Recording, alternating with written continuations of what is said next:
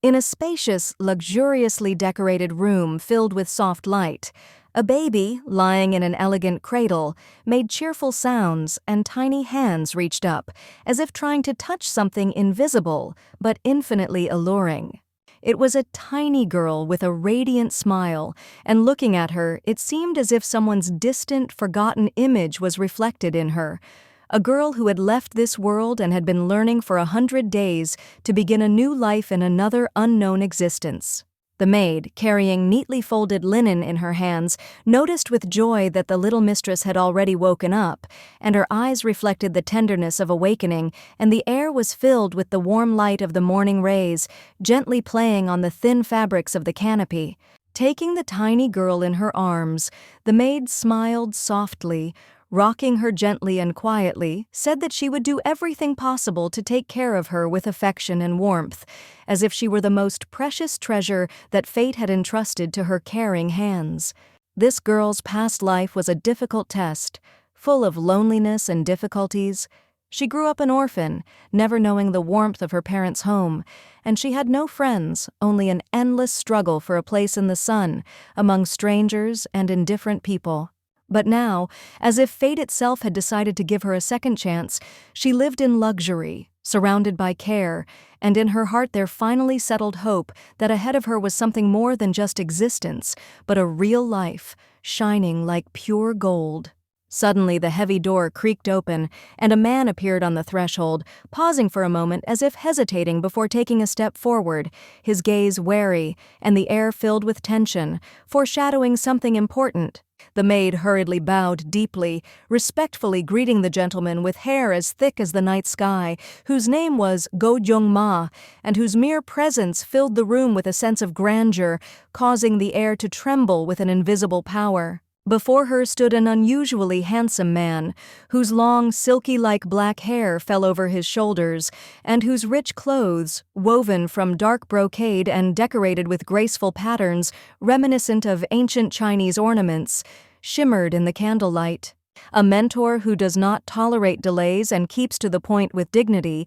he gave orders to his junior disciple, a young man named Ak Wu Ron, who was standing nearby, to immediately pay his respects to the lady, but despite all his composure, confusion flashed in the disciple's eyes. The man's hair was neatly pinned back with an elegant gold clip, adding to his appearance, and his scarlet eyes, like flaming rubies, contrasted with his flawless white skin, creating an image in which beauty and grandeur were intertwined. The little girl, looking with curiosity at the man who entered, was so charmed by his noble appearance that she mentally, without thinking, gave him the highest score, 10 out of 10, not hiding her delight in her naive but sincere admiration. Standing next to him, dressed in an elegant purple hanfu, was a boy whose long hair was neatly tied into a ponytail at the side, and a jade pendant glittered on his chest, giving him the appearance of not just a student, but a young heir to a noble family, raised in the spirit of nobility.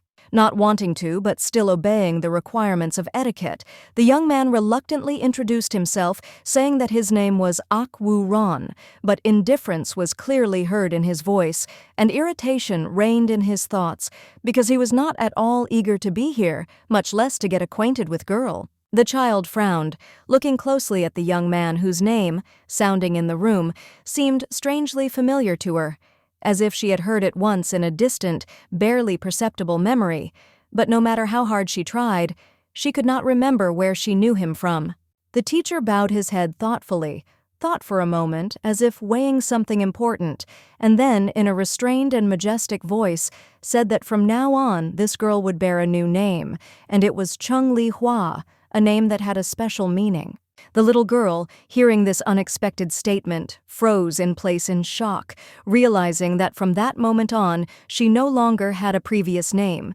that she was now Chung Li Hua, and this thought, like lightning, pierced her consciousness, making her heart beat faster from surprise. A loud, despairing, and shocking cry echoed throughout the estate, shaking the silence as the newcomer finally realized the terrible truth. She was no longer in her world, but found herself in ancient China, in a world of martial arts, full of secrets, dangers, and fateful trials. It was a historical novel that intertwined mystical themes and a dark atmosphere, and at the center of the plot was a demonic cult that sowed chaos, destruction, and fear throughout the country, subjugating the weak and destroying anyone who dared to stand in its way. In order to counter the treachery of the dark cultivators, a great alliance was formed on the ruins of the former order, uniting the strongest martial artists, whose main goal was to stop the advancing darkness and destroy the root of evil. The final boss in this story was Go Young-ma himself,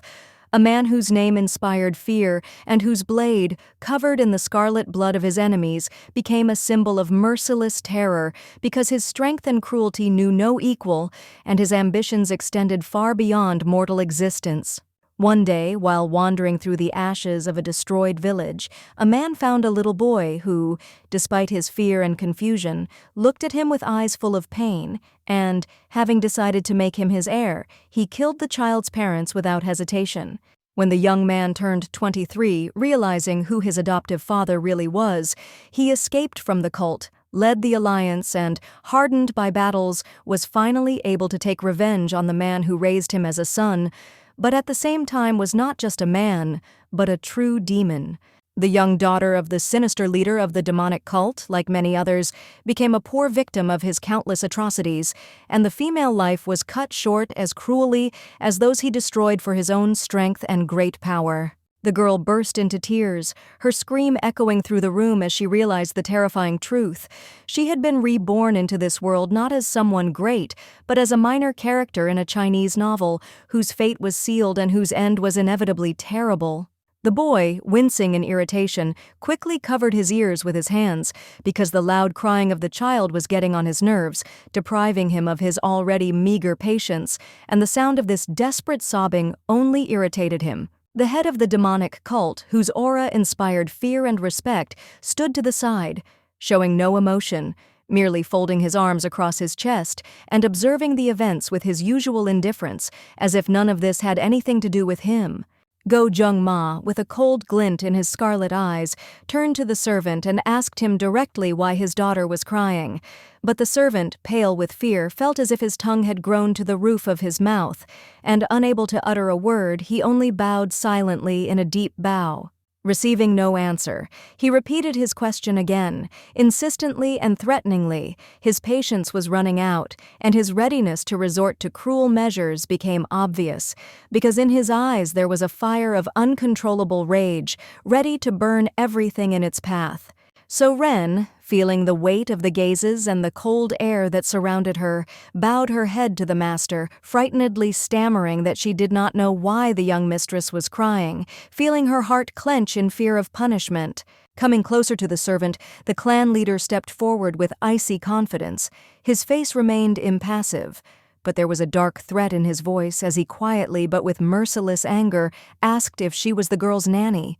Then why didn't she know basic things, the threat of death piercing his words? The maid, unable to bear the pressure of fear, fell to her knees, touching her forehead to the ground, her eyes filled with pleading, and her voice trembled with fear as she begged for mercy from her merciless master, fully aware that a woman's life depended on his whim. Without thinking twice, the man grinned predatorily, his eyes flashed with a cold fire, and drawing his sword from its sheath, said that since the servant was useless and could not perform the simplest duties, then her fate was decided. Death was inevitable. Suddenly, the boy interrupted the master, saying that the girl might be frightened by such a murder, and asked him to deal with the servant himself in another place, not wanting the younger mistress to witness this terrible act. The mentor, having listened to his little subordinate, nodded in agreement and allowed him to take the nanny out of here and then deal with her in another place, away from prying eyes,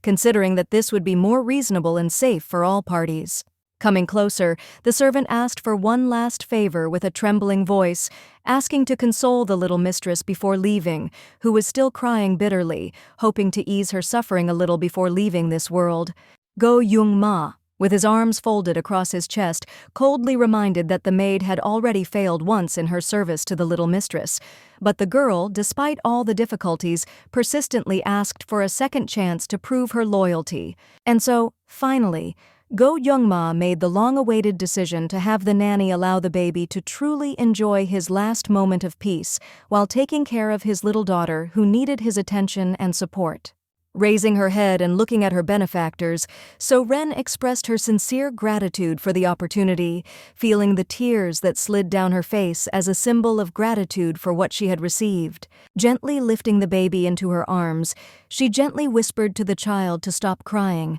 because the woman's heart ached when she saw these tears filling the girl's face and felt how her soul was tormented by this suffering. Pulling herself together and holding back her tears, Chung Li-hua resolutely decided not to give in to her emotions anymore, realizing that her weakness could betray the kind-hearted nanny, and such hopelessness would lead to even more suffering, and she promised herself to be strong so as not to become a burden. The boys, standing in anticipation, did not take their eyes off the lady, with invisible anxiety in their eyes, watching her every movement, watching with interest whether the maid would be able to calm this girl down and perhaps avoid what was already so close, terrible consequences for her. Coldly, as if devoid of any compassion, the cult boss gave the order to the maid to immediately go out and await her fate outside, knowing that in this game there would be no pity or mercy, and her fate was decided without the right to correction, where her future was predetermined.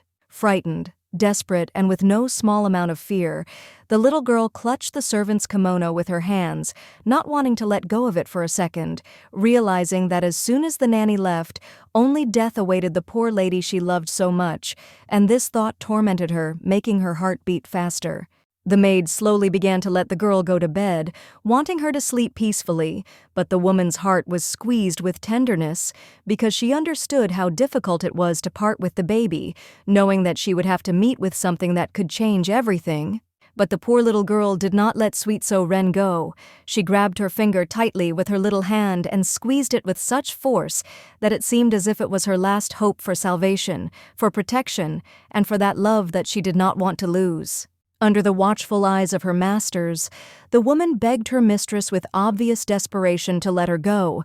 but Chung Li-hua, with unwavering determination in her eyes, did not give in to her requests, because she was sure that now everything should be according to the woman's will, despite the pain. Sadly, with tears on her cheeks, the girl began to cry, not wanting the nanny to leave, because she understood that her departure would bring danger, and her tears were the last chance to save the woman risking her life for her. Thoughtfully, the curly-haired man murmured that it seemed his little daughter did not want to part with her,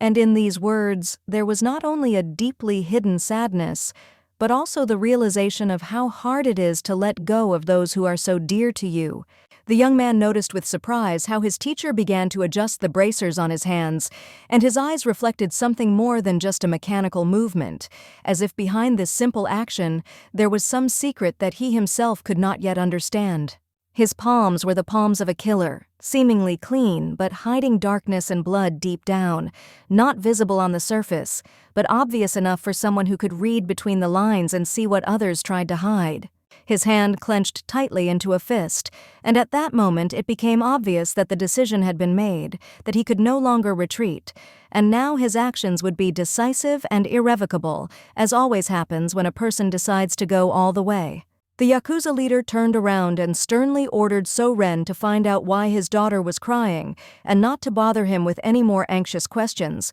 making it clear that this matter required a solution and his nerves could not withstand unnecessary worries. The boy obediently followed his teacher, and before he left, he glanced back at the child, and his heart sank because he couldn't help but knew he had to follow the order, and without thinking, he continued walking without looking back. Chung Li-hua finally calmed down and stopped crying, feeling how the heavy burden on her female soul began to disappear little by little, and as soon as the guys left, she immediately felt better, as if all the tension that had been weighing her down had suddenly melted away like the morning fog. According to the plot of the novel, which unfolds in a historical context, the main character is a Chinese woman, beautiful but cruel inside, who turns out to be the daughter of the head of a demonic cult, and this secret of her origin gradually reveals her entire dark side. At the end of the story, The protagonist killed the girl not only out of revenge,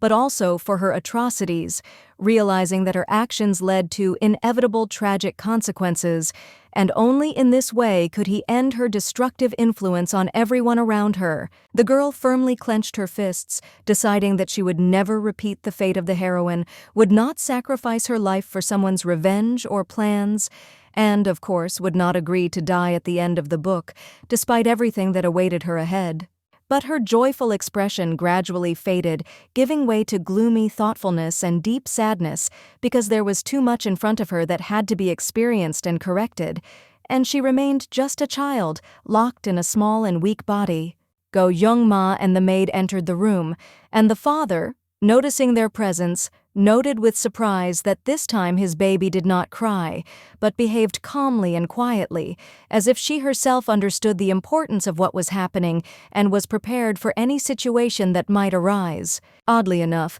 the girl began to drool, as if trying to push the boy away, not wanting him to come too close, her small body instinctively rejecting his presence, and she tried to avoid his approach, feeling strangely uneasy. Go Young-ma found himself covered in his child's drool. His clothes and face were dirty, but he didn't pay attention, absorbed in caring for his daughter, while the maid behind him worriedly began to ask if the head of the family was okay, noticing his strange behavior. The girl began to look for a handkerchief for the gentleman, but he briefly replied that it was not necessary. His words were clear and confident, as always, leaving no room for discussion, which made her freeze in place, realizing that insisting was pointless. The maids constantly discussed their little mistress, admiring her charming big cheeks and sweet, innocent look that always made everyone around her smile, filling their hearts with tenderness. Wiping the remaining moisture from his face with his hand,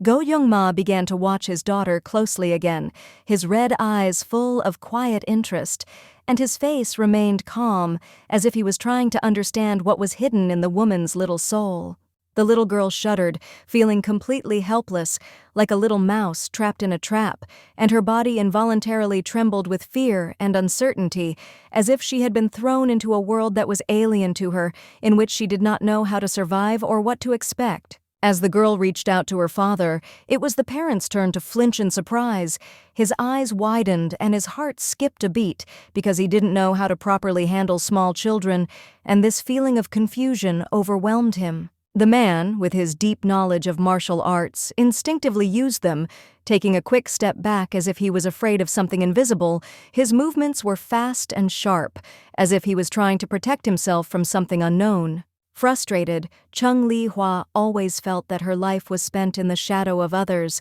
because although her parents loved their children, they often paid attention to everyone around them, but her father never showed concern for her or even touched her, leaving her alone. He just stood there with his arms folded across his chest like an emotionless monster, showing no emotion at all, his gaze cold and indifferent, as if he was distant and alien, unable to understand or feel the pain of those around him. Looking down, the little girl realized that her dream of becoming her daddy's favorite girl was disappearing, as was all hope that she would take a special place in his life, because instead of care and attention, she felt only coldness and alienation. The only plan left was to escape, but the girl was terribly afraid that Ak-woo-ran would pursue her,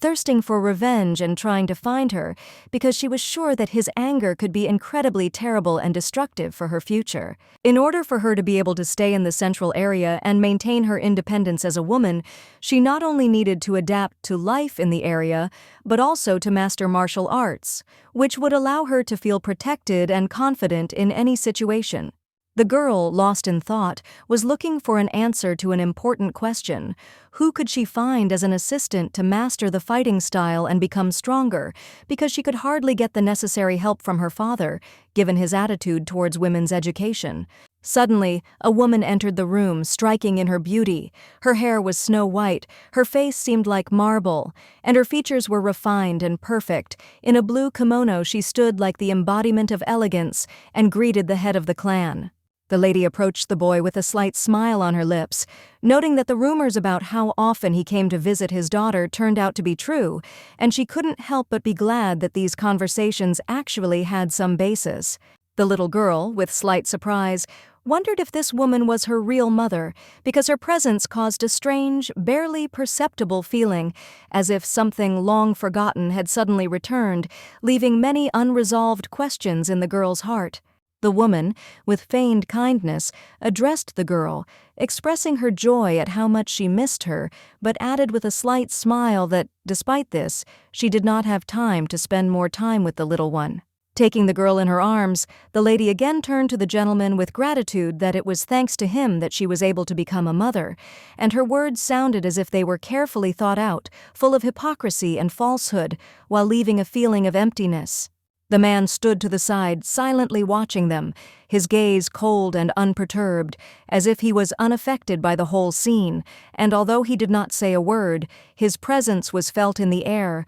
filling it with a heavy, silent power. The girl did not hide her displeasure when her so-called mother began to press her to herself. Her smile was filled with sly hypocrisy, and with each of her movements the girl increasingly felt how she was becoming ill from the spiritual emptiness and lies of this woman. The woman's hands gripped the fabric tightly, pressing the girl against her, causing her pain, and with every movement she made, the small body felt more and more tension, as if her existence was secondary and had no meaning in her arms. Unable to contain her emotions, the girl began to cry loudly, and the woman, with a cold smile on her face, responded by claiming that the girl must have missed her so much, trying to hide her falsehood, disguising it under false kindness and care. The lady, with a slight expression of regret on her face, began to explain her lie, claiming that she was afraid of infecting her baby, and therefore did not come to her. But the woman's words were empty,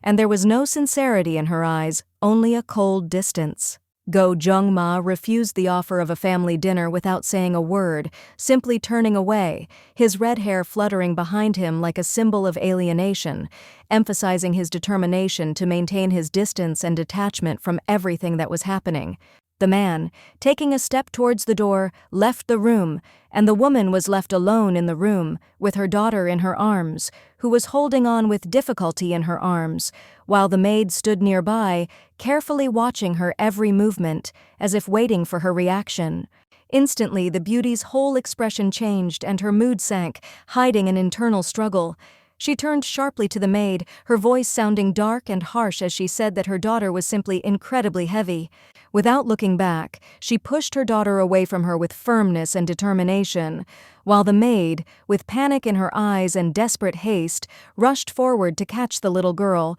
who suddenly found herself in serious danger. While the maid consoled the frightened child, the lady walked away, thoughtfully thinking, because she had just learned that her lover came here every day to see their daughter, bringing with him tender feelings and care. The noble lady, a little tired of thinking, sat down and, resting her head on her hand, said with a slight smile that at first she thought that her child would be helpless after birth, but it turned out that the baby could be useful in the future. Without even thinking, the white-haired beauty abruptly snatched the rattle from the maid's hands, interrupting the innocent game with the child with such cruelty as if this game was just a trifle, not worth her attention or effort. With a cold, cruel smile on her lips, the lady said that it seemed she had finally found a use for the girl, hinting at using her for her own purposes, without bothering herself with moral reflection on the consequences of her actions. The woman, holding the toy in her hands, looked at the maid with an icy expression and commanded her in a commanding tone to immediately go and show the gifts that the other cults had sent as a sign of respect, forcing her to act without further questions or hesitation. When the girl said that the elixirs she had given were for the little lady, the woman angrily slammed the table and said that she would need these elixirs much more than a child who did not really understand anything about martial arts and was not able to use them. Carefully placing the baby on soft pillows, the maid lovingly arranged her in a comfortable position, and then quietly promised that she would soon bring the long-awaited gifts that were so revered and expected in other cultures, without wasting a minute to think. Chung Li-hua began to cry loudly as she was carefully placed on the pillows. The pain was so unbearable that the maid felt the woman's hands tremble slightly because she could do nothing to ease the child's suffering at that moment. Once again, carefully taking the young lady in her arms, So Ren looked at her with concern, feeling that something was wrong, because the little one seemed much weaker than usual, and so Ren began to worry that she was not feeling well and her condition had worsened. Noticing the blue spots on the baby's body, the maid asked her mistress with slight displeasure and concern what had happened to her, but she only coldly pinched the child and replied with an indifferent smile that her daughter simply did not listen, and there was nothing wrong with that. So Ren, unable to contain her indignation, declared with fury in her voice that the young Chung Li-hua was the daughter of the head of the cult, and therefore she should certainly be shown respect, because in her opinion, no one could leave the maiden without due attention. The lady replied with cold calm and slight contempt that no one would believe her about who was the servant and who was the mistress, because in this world rarely is anyone able to see the truth behind the shell that hides the true essence. The woman was the daughter of the Lord of the North. Her name was Bin Yun-sol. She was rich and noble, possessing not only the magnificence of her family, but also a high position among other influential families, which made the fragile female figure special in society. Living near the sea, on an icy mountain, she maintained good relations with the neighboring clan, constantly strengthening her ties with them, which allowed her to maintain harmony in relations and be confident in the political stability of the region. The demonic cult, with its black buildings that stood like dark peaks in the world, and its scarlet flowers that reflected strength and power, became an important element with which the two powerful clans united through a political alliance, hoping to strengthen their power. The little girl wondered in shock how this cold maiden could be her mother, unable to believe that such a strict and distant woman was her real mother, because her image did not match at all with what she imagined. The amazing thing was that this young couple seemed to be in deep agreement and harmony, but at the same time they were not just partners, but real husband and wife, despite all their mysterious and outwardly cold side. The lady, with a sly smile on her lips, reasoned that she, in general, always liked being pregnant, because in this case the head of the alt often visited her, and she felt important and needed, and his visits filled her life with special meaning. With a cold expression on her face and a cruel grin, Bin Yun-sol pierced the maid with the child in her arms with her gaze, and said that if this woman disappeared, perhaps the master would start visiting her often again, giving her what she so craved. So Ren took a step back, stepping away from the evil mistress, and feeling the tension building, she quietly apologized for her words and behavior, realizing that her anxiety and fear for her own life and the life of her child were completely justified, because she was afraid that the mistress might harm them. With a sly smile on her face, Bin Yun-sol said with disdain that it seemed like the maid was taking a long time to understand everything, since she was acting so stupidly and could not understand what was happening around her, causing confusion and irritation in her mistress. Passing by the other servants with an unperturbed expression, the lady resolutely walked away, ordering that the elixirs for her daughter be brought to her as soon as possible, while it was obvious that her concern for her daughter was just a formality, and she did not care about her fate. So Ren hugged the young mistress tighter, silently apologizing for not being able to protect her and for not being able to uphold a woman's honor, feeling deep regret for her helplessness in the face of threats and injustice. The little girl stretched out her hands to the maid, trying to calm her down, because the woman, despite her severity and coldness, was not to blame for what happened, and the girl felt that she should support her in this difficult moment. Chung Li-hua decided for herself that she would destroy her mother for So Ren, destroying her like a fragile mirror reflecting all the cruelty of her actions, and would act decisively, leaving no chance for forgiveness, becoming more and more confident and cruel. And while the maid was sobbing, holding the baby in her arms, the girl, hiding her feelings, was already making insidious plans to destroy her cruel mother, who was the embodiment of fear and pain for her, and did not leave her any opportunity to harm her again. 2 years passed, and the Demon Clan continued to build their luxurious buildings in the old Chinese style, with massive columns and intricate ornaments, symbolizing strength and wealth, attracting the admiring glances of everyone who entered these places. Bin Eun-sol sat at the table in the room in a new kimono, her gaze cold and commanding. A maid stood next to her, and opposite, with pride and determination, sat the little mistress, ready for any trials that awaited her. The baby was shivering from the cold. Her small, fragile body could not withstand the freezing heat, and her head was spinning from weakness and fatigue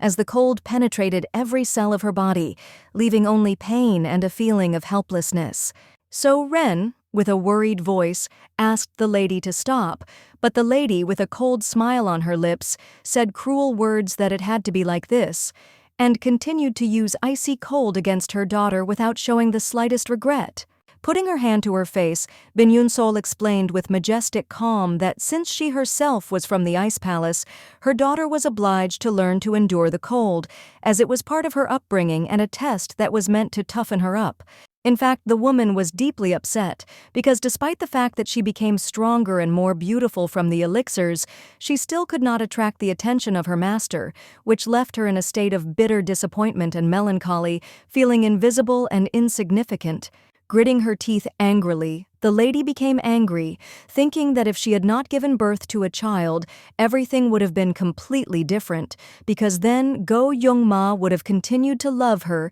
and tenderly care for her, and her life would have been full of happiness and harmony. But now everything has changed. The girl, hugging herself with her arms, shivered from the cold, trying to warm up. But the cold penetrated her body, and despite all her efforts, she could not find even a little warmth to get rid of the unbearable pain and fear that gripped her. When Chung Li Hua fainted from the cold, So Ren could not bear it any longer, and without thinking for a second, rushed to the little lady, hugging her, trying with her warmth to bring the girl back to life and at least slightly ease her suffering, which was becoming more and more severe. Kneeling down, the maid with a pleading look asked her mistress to use her inner magic, her energy, to help her daughter, to heal her and bring her back to life, because she felt how she was losing her with every moment, unable to stop the pain. Casting a cold glance through the mirror at the maid, the lady cruelly replied that her spiritual energy belonged only to her, and ordered her to leave immediately, not wanting anyone to dare to disturb her peace and quiet at this moment. So Ren, with pain in her eyes, nodded sadly, not daring to contradict her mistress. Carefully picking up the little girl in her arms, she left the room with a heavy heart, feeling that every step was causing her internal pain, but she could not disobey her orders. Many of the maids laughed and whispered at their partner, who continued to look after the child, who was already 3 years old but had not even learned to talk, and this gave them a feeling of superiority and fun. So Ren, holding the little girl close to her, silently endured the ridicule and condemnation from the other maids, hiding her pain and disappointment. But deep in her heart, a storm raged, because she could not find a way to help the little girl, trying her best to remain strong. In the warmth, after So Ren had managed to cover the girl, Chung Li Hua quickly came to her senses, opening her large, tired eyes, which, despite the loss of strength, still radiated determination and strength, ready to face any challenges. Together with the maid, they sat in a clearing surrounded by greenery, and around them rose the majestic palace of the cult. And here, in this secluded place, they found a little peace and quiet, resting from the hard everyday life and worries, enjoying the temporary peace. Awkwardly, the girl in the pink kimono with flowers on the fabric, with a feeling of guilt and embarrassment, asked her nanny for forgiveness for being so hard on her, realizing how her behavior could upset the caring woman and hoping for her understanding. The maid, with a soft and warm look, asked the sweet little girl not to say that anymore and not to blame herself for what was happening, because the girl was not guilty of anything, and she was always there, ready to support and protect, despite any difficulties. So Ren closed her eyes, took a deep breath, and said with a feeling of regret that she should have apologized to the girl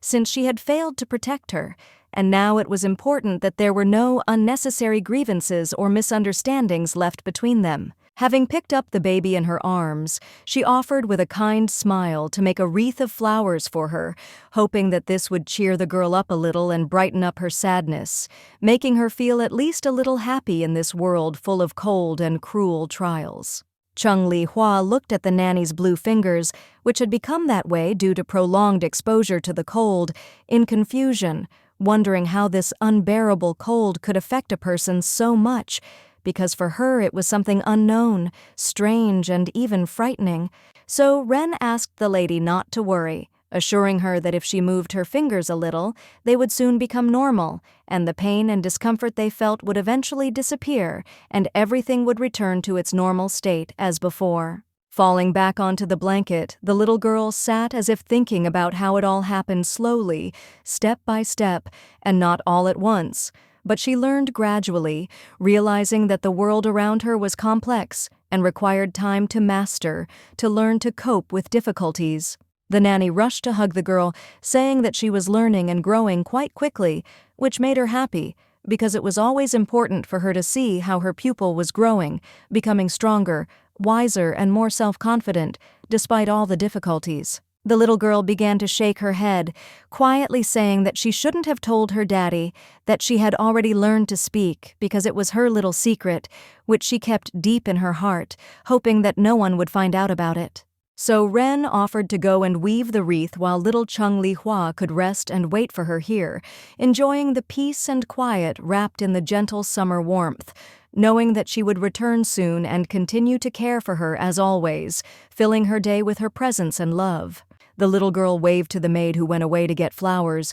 with a slight feeling of confidence that soon her nanny would return with beautiful, bright flowers to make her a magnificent wreath that would bring her joy, peace, and a sense that there was room for beauty in this world. In public, Chung Li-hua pretended that she couldn't speak and could only crawl, not letting anyone know how smart and capable she was, hiding her potential in order to stay in the shadows and not attract unnecessary attention. Clenching her fist in front of her in anger, the sweet little girl firmly decided that she would first run away to help the nanny, and then, after some time, she would take revenge on her evil mother for all the suffering she had caused her and for all her cold behavior. As soon as Chung Li-hua heard a strange, barely audible noise coming from the bushes, her wary eyes quickly turned back, trying to discern the source of this sound, suddenly overwhelmed by anxiety and curiosity, while her heart began to beat faster. The little girl tilted her head to the side in surprise, wondering if she was imagining things and wondering if perhaps someone was secretly watching her, because she couldn't shake the feeling that something had changed imperceptibly in the surrounding silence and forest setting. Deciding that it was all just a figment of her imagination, she returned to picking flowers for So Ren, absorbed in the pleasant occupation, when suddenly an unknown shadow, a tall silhouette, unexpectedly appeared from behind the bushes, asking what she was doing here alone, among these green spaces. It was Ak Woo-ran, who had matured considerably since the last time they met and had become even more handsome, his purple ribbon tied tightly in his long, wavy dark hair, and his elegant hanfu with purple patterns added a mysterious air to his appearance. Chung Li-hua greeted the young man with a bright smile, tenderly pressing a fragile flower to her chest, which seemed to be the embodiment of her feelings, and her eyes sparkled with happiness, as if reflecting the light and sincere joy filled with tenderness and warmth played on her face.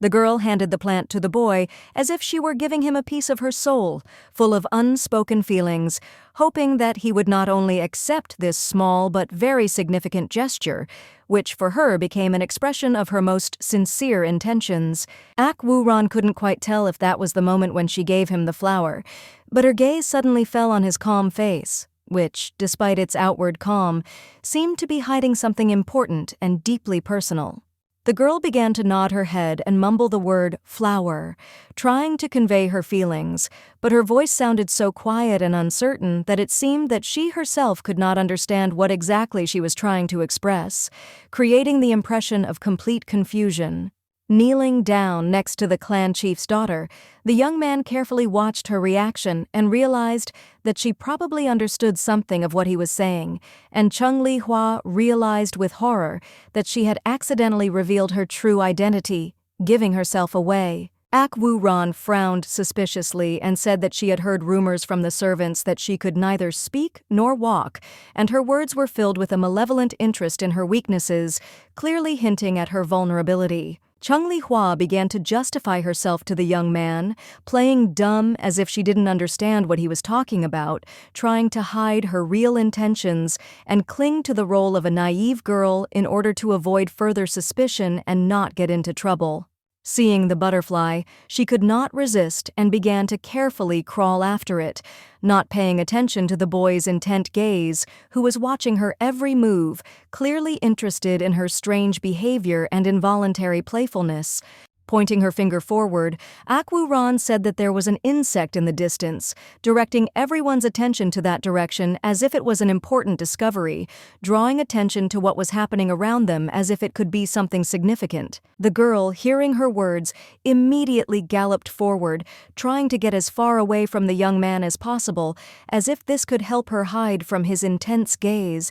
which seemed too penetrating, and get rid of all the awkwardness of this situation, which was becoming more and more tense. Realizing that Chung Li-hua was quite capable of standing on her own 2 feet and that the rumors that had been circulating about her were nothing more than lies, the boy rose to his feet with some surprise and, with a deep sigh, realized that he had been wrong in his assumptions about her. After that, standing up firmly and casting a determined glance in her direction, he said that in fact the little girl was not stupid at all, and his words sounded with complete conviction, as if he had just discovered the true nature of the girl who had surprised him. Not wanting to show her true powers any longer and trying to hide them from prying eyes, the girl, pretending to be a naive and carefree child, suddenly sank down onto the soft green grass, as if she could not stand and accidentally lost her balance. Suddenly, the young man quickly grabbed her hand, his gaze involuntarily fixed on her skin. Something completely unnoticeable to those around him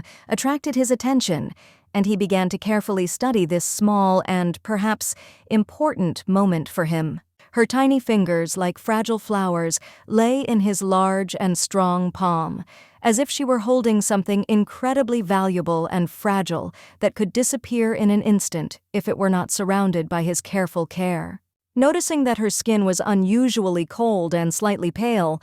Akwu-ran quietly said that he had heard about how her mother had begun to visit her daughter frequently, testing her ice magic on her, seeking to use her powers for her own unknown purposes. The young man, feeling worried about the girl, gently hugged her, trying to surround her with his warmth and care, wanting to convey to her at least a part of his warmth so that she would feel more protected and calm at that moment. The little girl, confused and upset, pressed herself even closer to her interlocutor. Her heart sought consolation, and she found comfort in his warmth, feeling safe, as if in the arms of a loved one. Akwu-ran, seeing how cold she was and how she was shivering, decided to use his magic to warm the little girl. His hands radiated warmth, and with every movement he filled her space with comfort and warmth, absorbing her cold. The young man smiled cruelly, and his words, like sharp icy needles, pierced the girl's heart, leaving her in complete horror as she felt fear instantly grip her,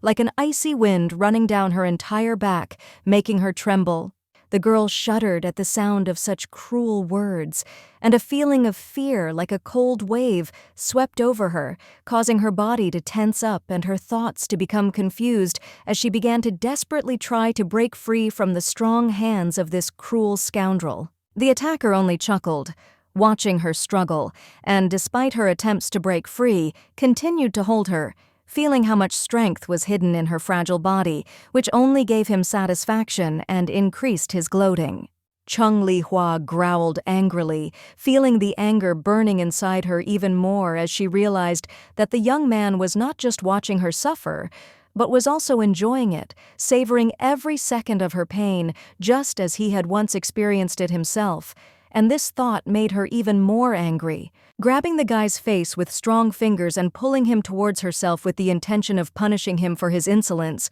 she was ready to say something sarcastic, but at the last moment, giving in to a sudden impulse, instead of words, she gave him a kiss full of rage, passion, and frightening tenderness. Akwu-ran immediately pulled back, abruptly breaking this strange, stunning moment, and, feeling his heart beating at a crazy rhythm, took a few steps away, trying to comprehend what was happening and at the same time not let himself succumb to her unexpected closeness again. The guy jumped to his feet so abruptly that Chung Li-hua, who had not expected such a lightning-fast reaction, lost her balance. Her body swayed dangerously, and her hands instinctively darted to the side in search of support. But there was only air around, and the next moment she almost fell. Ak Woo-ran looked at the girl with undisguised hatred and disgust, and then, feeling the unpleasant warmth of her touch on his lips, he quickly began to furiously wipe his face with the sleeve of his hanfu, as if trying to erase not only the kiss,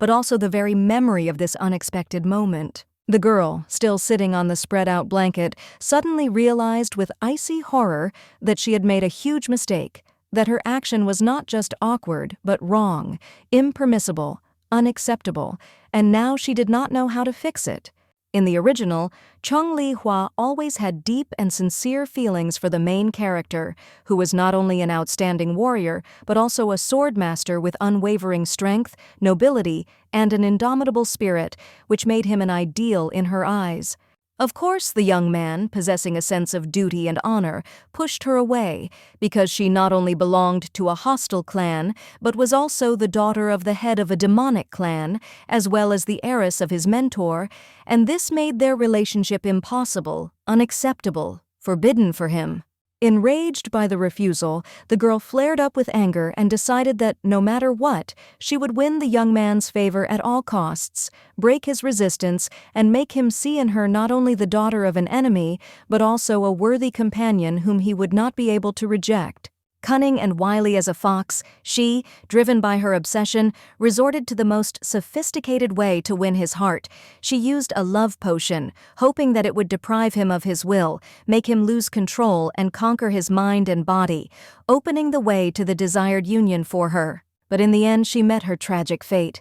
and the one she so desperately wanted to conquer became her destroyer. Her hands, once clinging to life and love, now lay on the ground, covered in blood, motionless, lifeless, like a sad tribute to her mistakes. With childish horror, the little girl suddenly realized something frightening. She had taken away the boy's first kiss, without even realizing it at the time, because she herself was only 3 years old then. And now, remembering that moment, she felt her heart squeeze with inexplicable shame. The maids, standing by the pond where delicate lotus petals swayed lazily on the water, were once again discussing the recent scandal, whispering among themselves that the mistress had once again thrown a bottle with the remains of wine at her tiny daughter in a rage. At the same time, Chung Li-hwa, dressed in a new pink kimono, sat in the shade of the trees behind the pond, absent-mindedly playing with toys, but despite her apparent carelessness, every word the maid said reached her ears,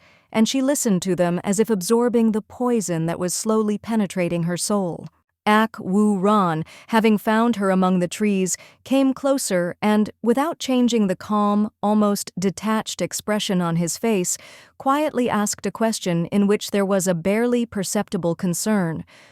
What was she doing here alone again? Why had she come again to this place where she should not have been? Irritated without even looking at him, Chung Li-hwa waved her hand impatiently, as if silently ordering him to go away, not to disturb her, not to block the sun with his presence, because his shadow fell right on her and her mood was too bad. However, the young man did not retreat, but only gloomily changed the subject of the conversation. His face remained calm, as if carved from marble, and in the depths of his dark, deep eyes, a certain cold detachment was reflected, and with each passing moment they seemed more and more beautiful to her. Kneeling down next to the little lady, the young man quietly but confidently asked her to extend her hands to him, promising that if she allowed it, he would be able to warm them with his warmth. But the little girl stubbornly refused, looking away and clenching her fists as if she was afraid to trust the touch. After a few moments of hesitation and reflection,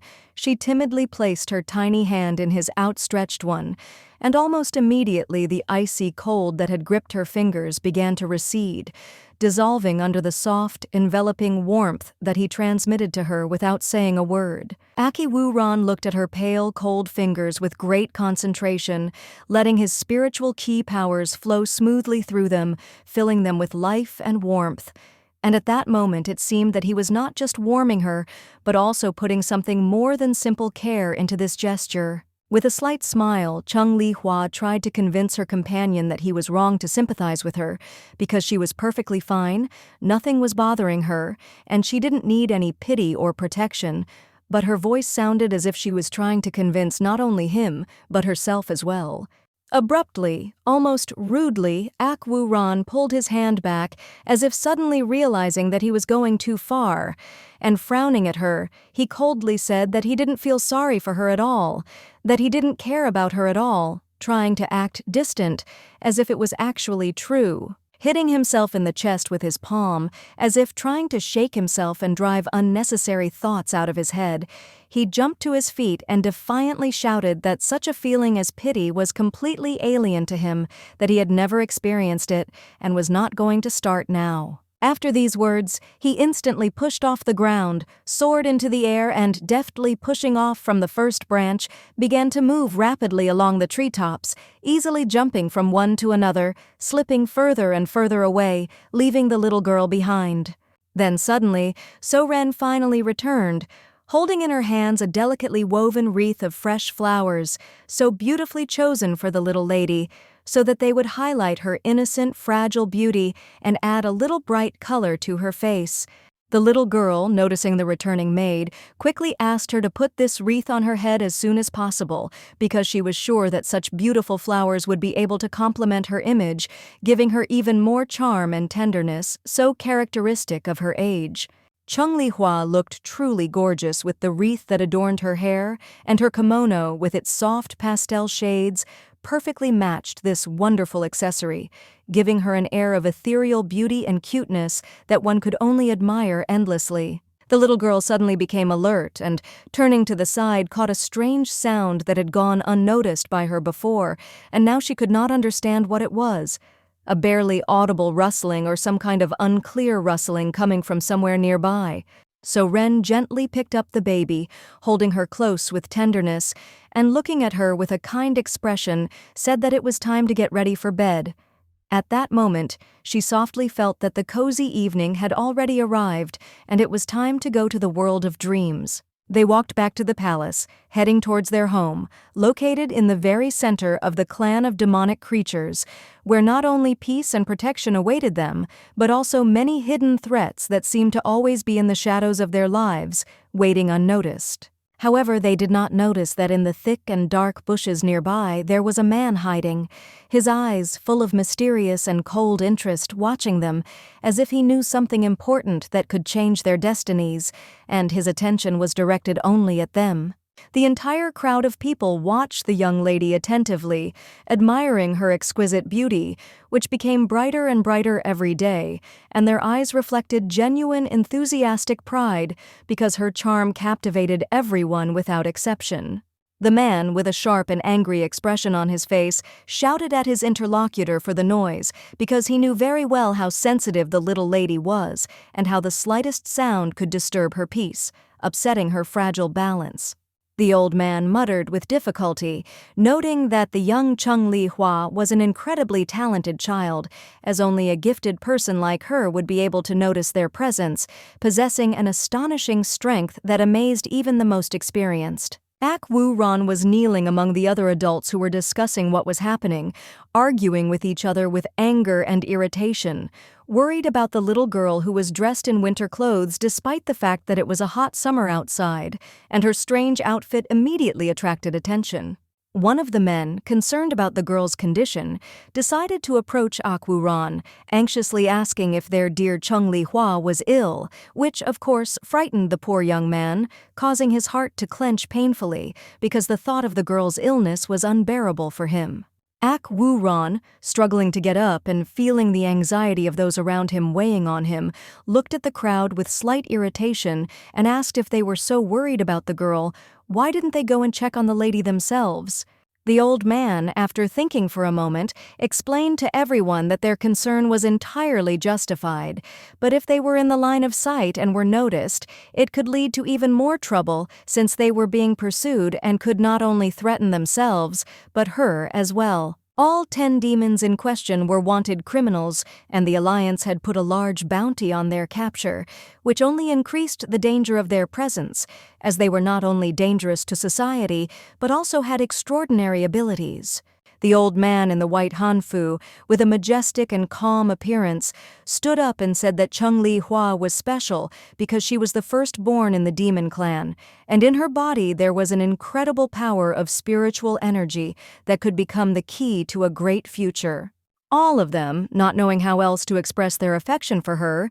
gave gifts, each of which was valuable in its own way, from fine jewelry to chests of gold coins, and all these gifts were only a small part of their respect for the girl, to whom they all attributed an important role. However, despite all the gifts and the desire to help, they could not approach the girl, and therefore it was decided that Ak Woo Ron, who was always nearby, would watch the lady and, if necessary, help her, protecting her from possible threats. The young man sighed heavily, clutching his head with his hands, his face expressing despair and inner anxiety because thoughts about what had happened did not leave him, and he tried to figure out what was going on in his head, feeling how the feelings of anxiety were growing. He was surrounded by demons, their bright red eyes watching him closely, and without hiding their persistence, they asked if everything was okay with the child's body, as if expecting an immediate answer, because the baby's condition was the most important issue for them. Chung-Li Hua began to stutter as he recalled his time with the young lady,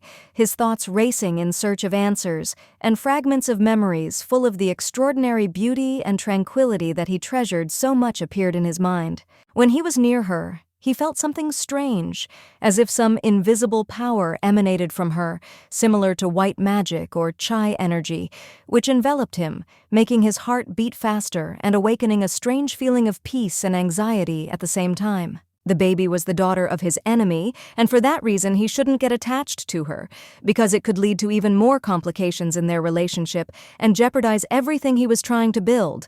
But the young man's heart told him otherwise. But the little girl was not to blame for what happened. She was just reaching for the hanfu, the hem of which was her father, but he, instead of comforting her, ignored her attempts, as if not noticing her pain, which only increased her loneliness. What alarmed him most were her words, in which she asked that no one feel sorry for her, assuring everyone that she was fine, although it was clear from her face that this mask of self-confidence hid something much more disturbing and painful. Not receiving an answer, the demons, not hiding their excitement, shouted at the young man, asking what happened to the baby, whether she was okay, that they were worried about her, and wanted to hear from young Ak Woo Ron at least some confirmation of her condition. With his head down and unable to hide his worry, Ak Woo Ron replied that the girl was fine. She was alive and well, but his words failed to dispel the worry in his own heart, as he felt that there was more to the truth behind that simple answer.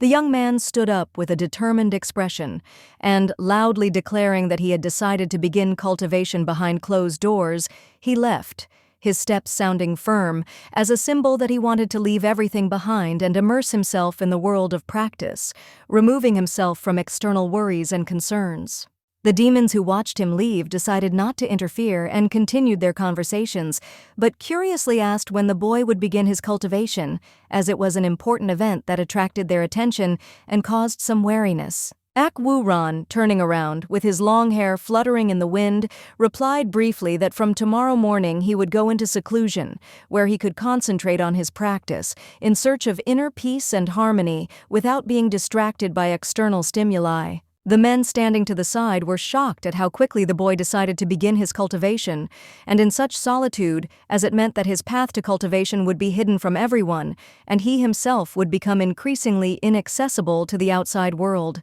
The boy, closing his eyes, hoped that if he could not see his mistress, then his feelings for her, so tender and complex, would also disappear, like the fog disappearing at dawn, and he would finally be able to free himself from this emotional confusion. He was obliged to hate the little girl because her father had killed his parents, and this cruelty could not be forgotten.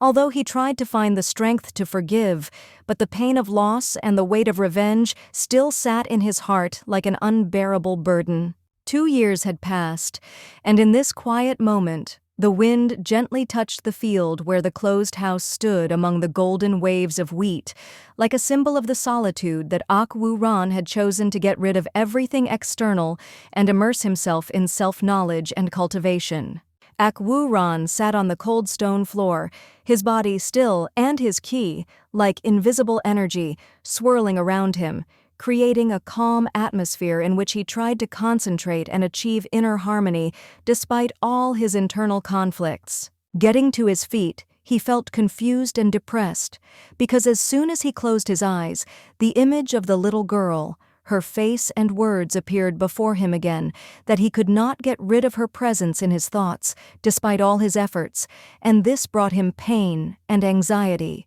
With a slow and measured step, he approached the slightly open doors from which a bright light was shining, and with each step he felt how he was no longer able to maintain the usual calm that he had cultivated so easily before, but which was now slipping away. The demonic cultivator's palace, despite the many years, had not changed. The majestic towers, built in the ancient Chinese historical style, seemed to be frozen in time, maintaining their grandeur as if they were part of the universe itself. Go Young-ma sat in his office, dressed in a dark hanfu, immersed in reading a scroll that he had carefully placed on his lap, his face showing a complete lack of interest as his long red hair, tied in a ponytail, fell down to his shoulders. Noticing that the student had approached him, the master spoke with confident words, saying that he had heard the young man, despite his inexperience, go to the meditation chambers, while his steps quietly disappeared behind closed doors.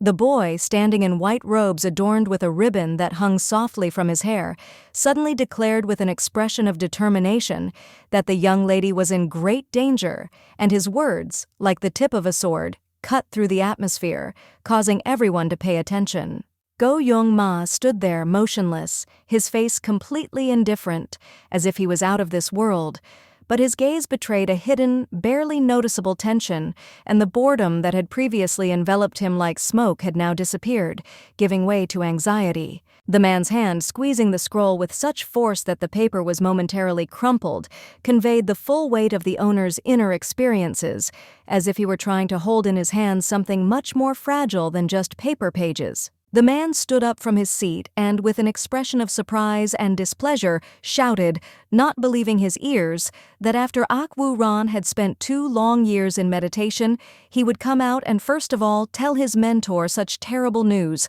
full of threats and fears. Go Young-ma loomed over the boy in a menacing and commanding manner, his figure like a stone wall, but he held back, holding back his rage so as not to cause the boy the slightest harm, despite his inner excitement and irritation. Ak Woo-ran, covered in cold sweat from the fear that had gripped him, squeezed out words that were barely audible, muttering that the danger to the little girl was not outside, as everyone might think, but inside, and his voice trembled as if every sound was filled with anxiety. The clan leader, feeling growing irritation and deep discontent, squeezed the scroll in his hand with such force that the papers began to crack, and at the same moment, without a second's hesitation, he burned it, leaving only ashes as a visual symbol of his rage and complete indifference to the message. The man, without uttering a single word, walked past his student with the greatest determination, not paying the slightest attention to him, and then abruptly slammed the door,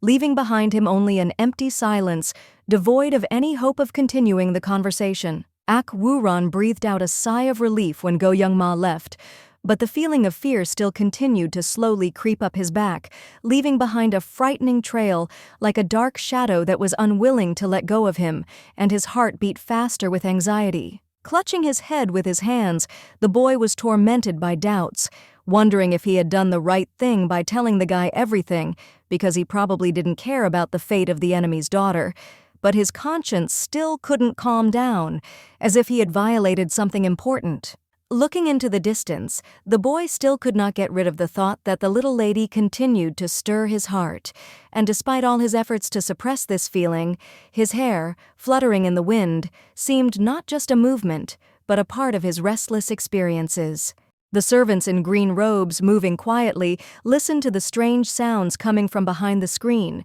and all their attention was riveted to this noise, which was becoming louder and louder, creating a feeling that there was anxiety and something threatening in the air. The lady, with a furious crash, smashing the elixirs, dropping the glass on the floor with a loud ringing sound, screamed at her daughter, accusing her of making her weaker, and her voice sounded like a thunderclap, filled with rage and hopelessness. The Queen of the North screamed at the servant with fury. Her voice was full of malice and accusations. She did not hesitate to express her displeasure, blaming her for what happened, and in her eyes there was an unbridled rage that left no room for forgiveness. So Ren, fearfully clutching the young lady in her arms, pressed her tighter to herself and anxiously asked her, crying and inconsolable, what she had done wrong, because the answer seemed extremely important to her, and the situation itself was increasingly threatening their safety. The beauty's eyes were colder than ice blocks,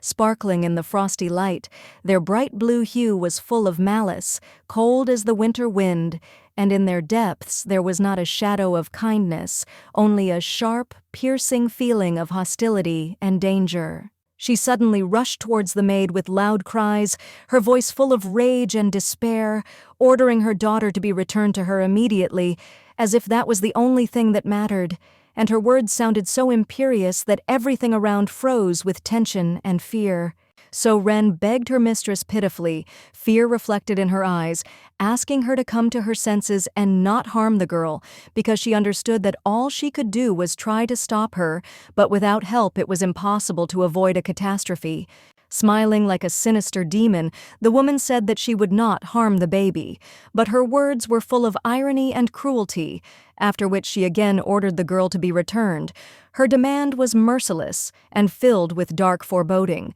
The girl suddenly remembered her past life, when her father also shouted at her mother, brothers and sisters, and she herself, hiding behind the door, watched this with horror, feeling the fear that was eating away at her heart, leaving an indelible mark on her soul. Afraid to step out of the doorway, the girl felt completely helpless and vulnerable, as if her body and mind were paralyzed by fear, not allowing her to take a single step forward, as if the entire room was filled with unbearable pressure. The father then, grinning and clenching his teeth, threatened everyone around him with his merciless gaze, as if his words were a weapon ready to tear apart anyone who dared to object to him, and his every gesture was full of rage and insane strength, which he restrained only by an effort of will. Now her new mother acted as if she was a mirror image of her cruel father, filling every word with arrogance and contempt, claiming that she could defeat any servant like So Ren, and her gaze, full of coldness and bitterness,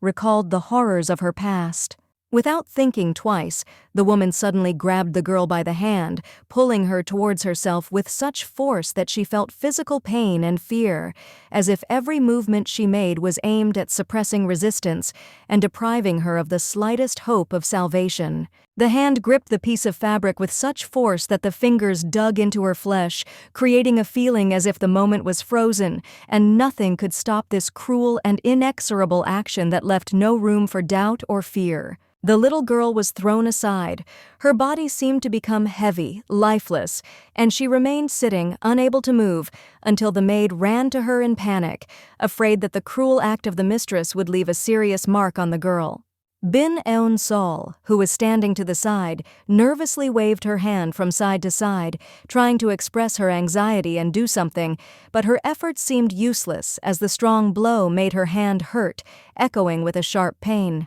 Blood began to drip from the girl's nose. Her face quickly turned pale, and she felt a sudden weakness come over her, as if her body was no longer obeying her, and the world around her began to lose clarity, turning into a vague, foggy reality where every movement was difficult. Chung Li-hua burst into tears, unable to hold back her tears, and So Ren tenderly embraced the poor little lady, feeling her heart ache for this child whose suffering was so obvious, but from whom, strangely enough, there was so little help. The Ice Queen, ignoring the maid's anxious pleas that the little one urgently needed a healer, only stood there coldly, lost in her thoughts, as if her cold heart could not sympathize with this poor creature who was suffering before her. Biting her finger, the woman thought about what to do, because inviting a doctor would raise unnecessary questions from the head of the cult, and although Chung Li-hua was a stupid child, she could not risk her position for the sake of someone so insignificant in her eyes.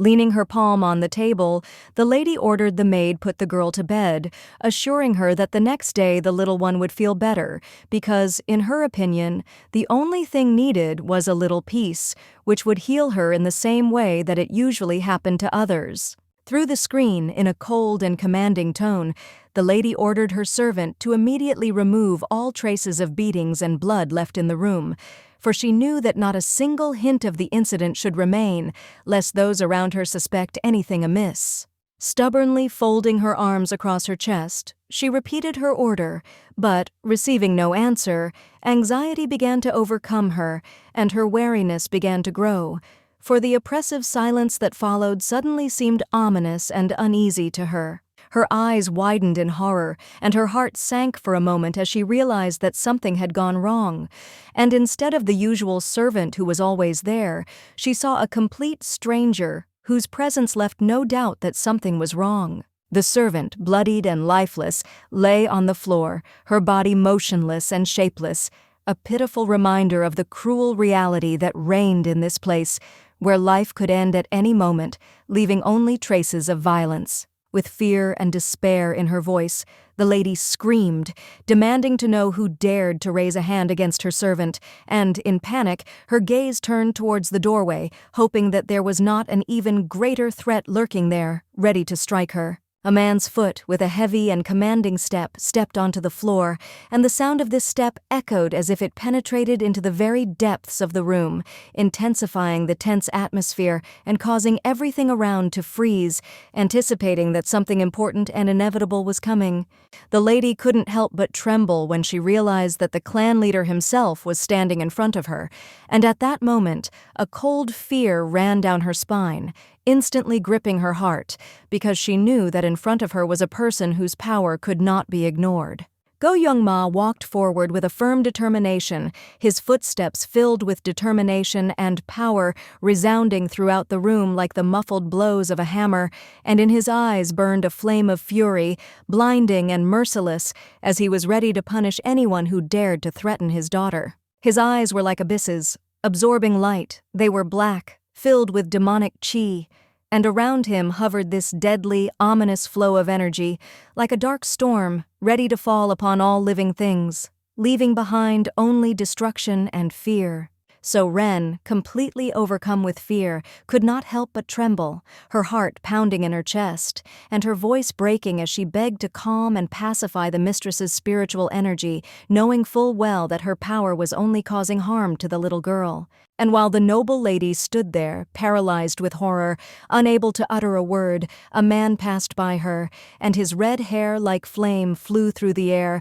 swallowing up the space around him and hiding everything he thought and felt. The little girl, feeling pain in her body and seeing blood, looked at her father in surprise, trying to understand why he was there, what had happened and why her nose had turned red, and the whole world had started to collapse around her like in a terrible nightmare. As the man, his eyes full of regret and concern, knelt down next to the little girl, his voice became warm and full of apologies. He promised that he would never let her suffer again, for her safety was the most important of all worldly concerns to him. Go Young-ma sat next to his daughter with a frown, his mind full of worry and anxiety, afraid that if he made even one extra move, he would hurt her even more, and her fragile body would not be able to withstand the strain. Frustrated and worried at the same time, the man quietly asked his daughter how bad her injury was, and if she really had experienced such pain, because he could feel her suffering reflected in every breath he took, not knowing how to help. The girl, with difficulty turning her head to look at her father, smiled weakly, and in a quiet voice reported that she was all right, although her head was still spinning and it was hard for her to keep herself conscious after everything that had happened. Go Young-ma, feeling relieved, slowly rose to his feet, his movements full of tenderness and caution, and gently picking up the baby in his arms, he took her into his arms, promising to protect her from any pain and fear so that she would feel safe. The little girl could hardly hold back her tears. Her heart was filled with warmth, because for the first time her father treated her so kindly and caringly. His gentle words and actions were like a breath of fresh air in this world full of pain and fear. Casting a furious glance at the woman below, the powerful Go Young Ma, full of anger and indignation, said with burning fury that it seemed that there was something in his house that was behaving like a wild, ruthless beast, ready to harm his child.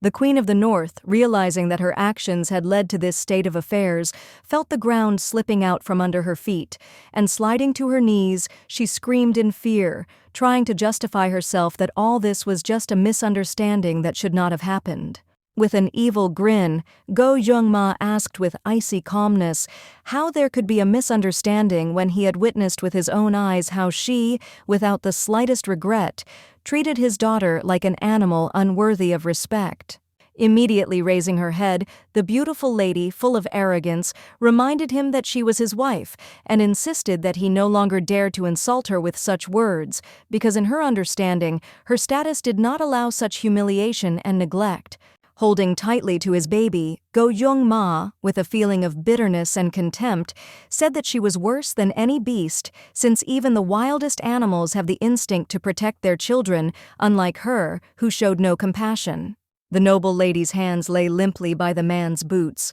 their trembling noticeable even in this tense moment, because she realized that in the eyes of her husband she had lost all respect, and now her fate depended on his will. The beauty, with tears in her eyes, begged her husband for mercy, promising that she was not guilty of what had happened. She tried to convince him that everything that had happened was the result of a misunderstanding that she could not prevent, but her words no longer sounded so confident. The situation became tense for her, and, unable to bear it, she came up with a cunning plan, pointing her finger at the maid, claiming that she was the one who was causing the girl pain, while she herself was only trying to protect the child from the violence that was happening. The nanny, realizing the gravity of the moment, slowly sank to her knees, tears streaming down her cheeks, and she began to justify herself with sincere regret and remorse, claiming that everything was completely different from what her mistress had said. Go Young-ma watched the scene carefully, his gaze cold and impartial,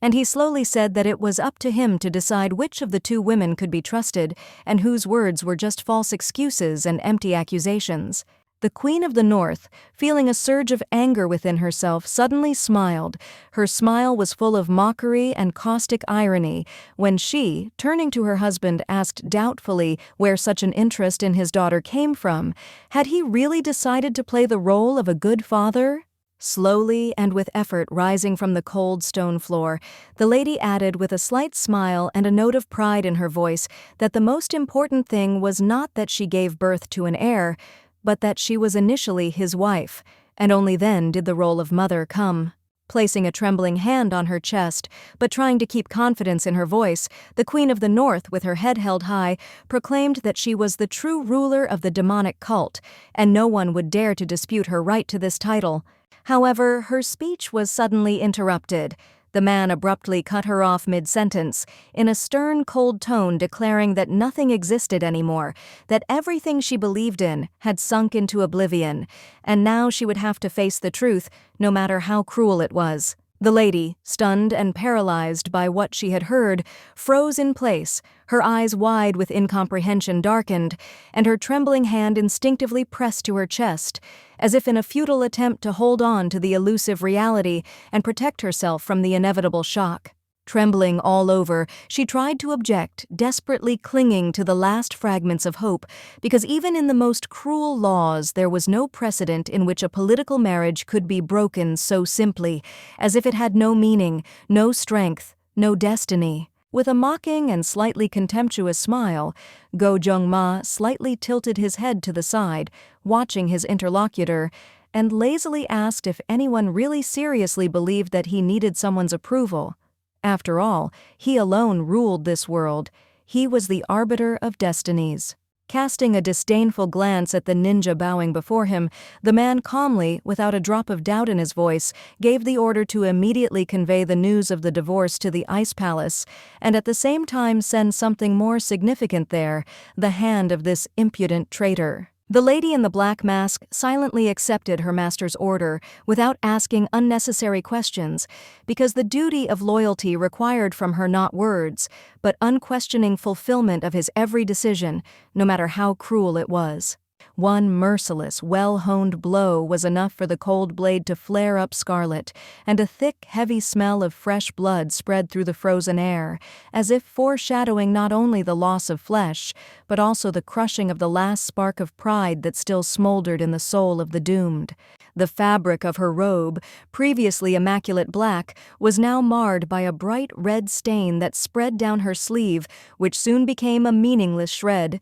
She no longer had an arm, but she stood motionless, her eyes filled with silent horror. The little girl, held tightly in strong arms, shuddered all over, her large innocent eyes widened in horror as a picture of cold, merciless cruelty unfolded before her, which she could not yet understand, but already felt with every cell of her being. Go Young-ma, as if forgetting about everything except the child, began to gently pat her on the back, whispering soothing words, promising that now she was under his protection, and no one would hurt her anymore, because from now on he would take care of her as the only true parent. Before leaving the room, the head of the demon cult gave his final order with icy calm, to lock the unfortunate woman here forever, to give her no water, no food, no medicine, so that her suffering would become the final punishment for her weakness and mistake. The queen, her strength ebbing away with every passing moment, stretched out her weakened hand,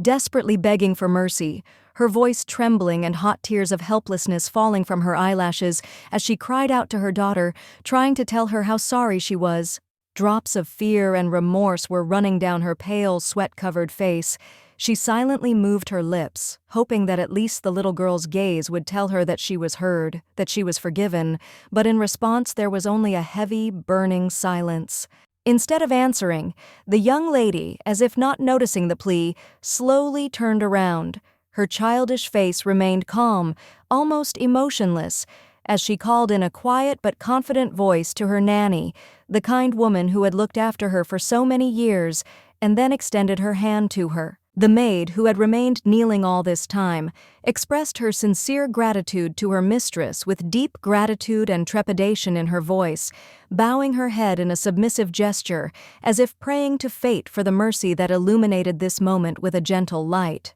The Queen of the North was consumed by rage, boiling inside her like a raging fire, because she, wounded and exhausted, was locked in this cold and dark place, left alone, like a prisoner, doomed to curse those who dared to treat her like this. As Go Jung-ma slowly stepped over the threshold and left the room, the heavy door behind him suddenly shook, and with a chilling rustle, it was sealed with scarlet flashes of ki, as if magic itself had sealed it, not allowing anyone to step back. The man, with gentle but firm determination, turned to his little daughter, whom he held in his arms, asking her to ignore her mother's angry cries, because now it was he, and he alone, who was responsible for her, protecting her from any storms of this world. A sunny, sincere smile suddenly blossomed on the little girl's face, and looking at her father with eyes full of trust, she nodded without hesitation, as if taking his words to heart, finding in them the comfort and protection that she so needed. The man strode confidently down the long corridor of the estate, his footsteps echoing dully among the massive wooden walls decorated with carved patterns, and sturdy railings made of dark varnished wood stretched along the path, giving the place a solemnity. Alarming cries, full of fear and anger, echoed throughout the palace, bouncing off the majestic walls, and the three men standing near the lifeless body could not contain their indignation, because the body of this little girl was covered in many bruises. The crowd of elders gathered around the bed where the girl lay silently looked at each other with concern, because her condition was worrying, and their gazes were full of expectation and doubt. The old man, whose trembling hand was still gently squeezing the little girl's palm, said with deep sadness that she had had an abnormality in the flow of qi since birth, and it was because of this that her fragile body suffered so much, unable to withstand the pain that tormented her from within. As one of the warriors furrowed his brows and confidently said that Akwu Ran had previously assured them that there could be no problems with the young lady,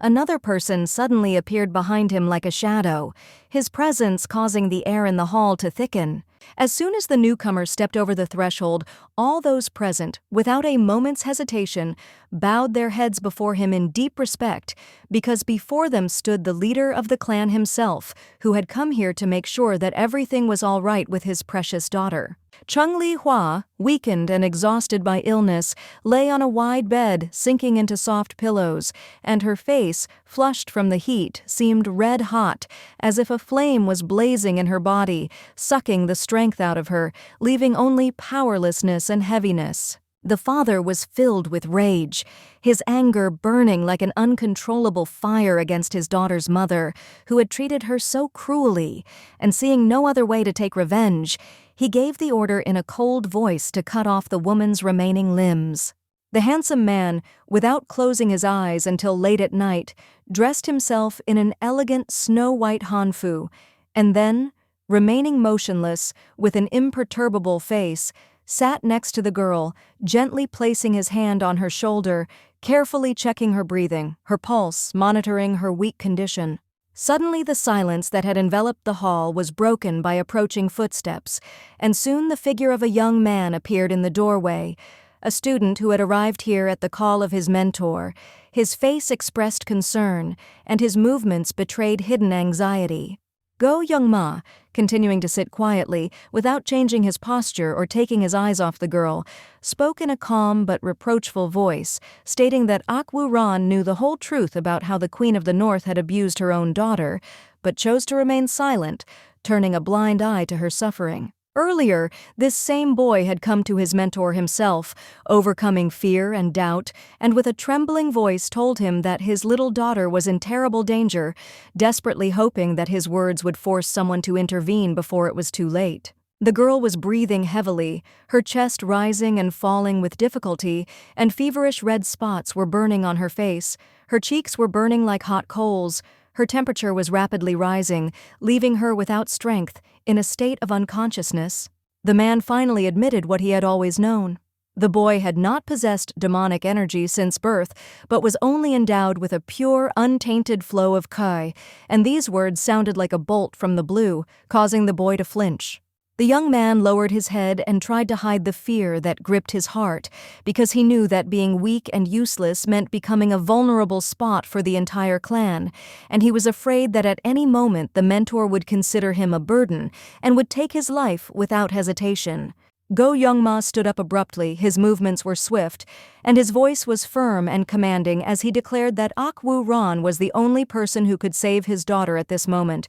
and it was up to him whether she would survive or perish forever in the arms of the disease. The man, without giving the young man a second to think, coldly ordered him to immediately help his little girl, declaring that if he succeeded, he would grant him mercy, but if he refused or failed, his life would end here and now. The young man looked away, his fingers trembling slightly, but he could not disobey. He could not rebel against his mentor, because his will was unshakable, and his power was indisputable, and therefore the only thing left was to obey, even if fear squeezed his heart with an icy hand. Ok Woo Ron, raising his head and looking closely at his target, said that the first thing he needed to do was cleanse the baby's blood vessels of accumulated toxins, and for this he needed a heavenly elixir that could restore her strength and health, allowing her to breathe deeply again. He knew that only through this incredible drink could Chung Li Hua regain her strength, restore her qi balance, and recapture the vital energy that allowed her to be not just a survivor,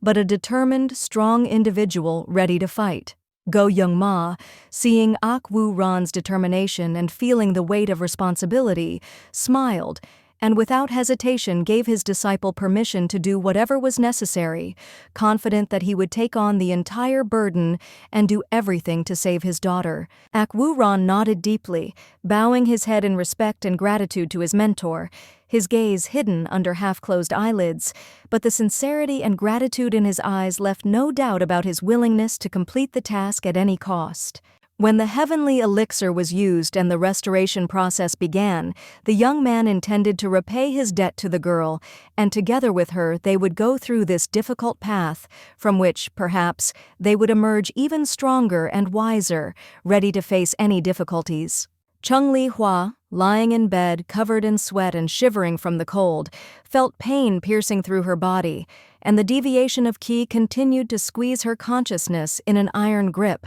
leaving her with only a painful feeling of helplessness and melancholy. The man gently placed his palm on his daughter's forehead, trying to feel her temperature, hoping that his warm touch would at least slightly ease the heat that tormented her body and bring at least a drop of relief in this difficult moment. Her father, unable to tear himself away from her bed, continued to sit next to her, his eyes full of care and concern, his every movement filled with the desire to do everything possible to ease her suffering without leaving her alone. As he stood up, deciding that he must move away a little, his hand was seized by the small, weak hand of his daughter, who, barely opening her eyes, with a helpless look, whispered, begging him to stay, not letting him go, as if her life depended on it. The girl, holding back tears, confessed to her father that she was very cold, and her voice, full of pain and despair, sounded like a desperate call that deeply wounded his soul,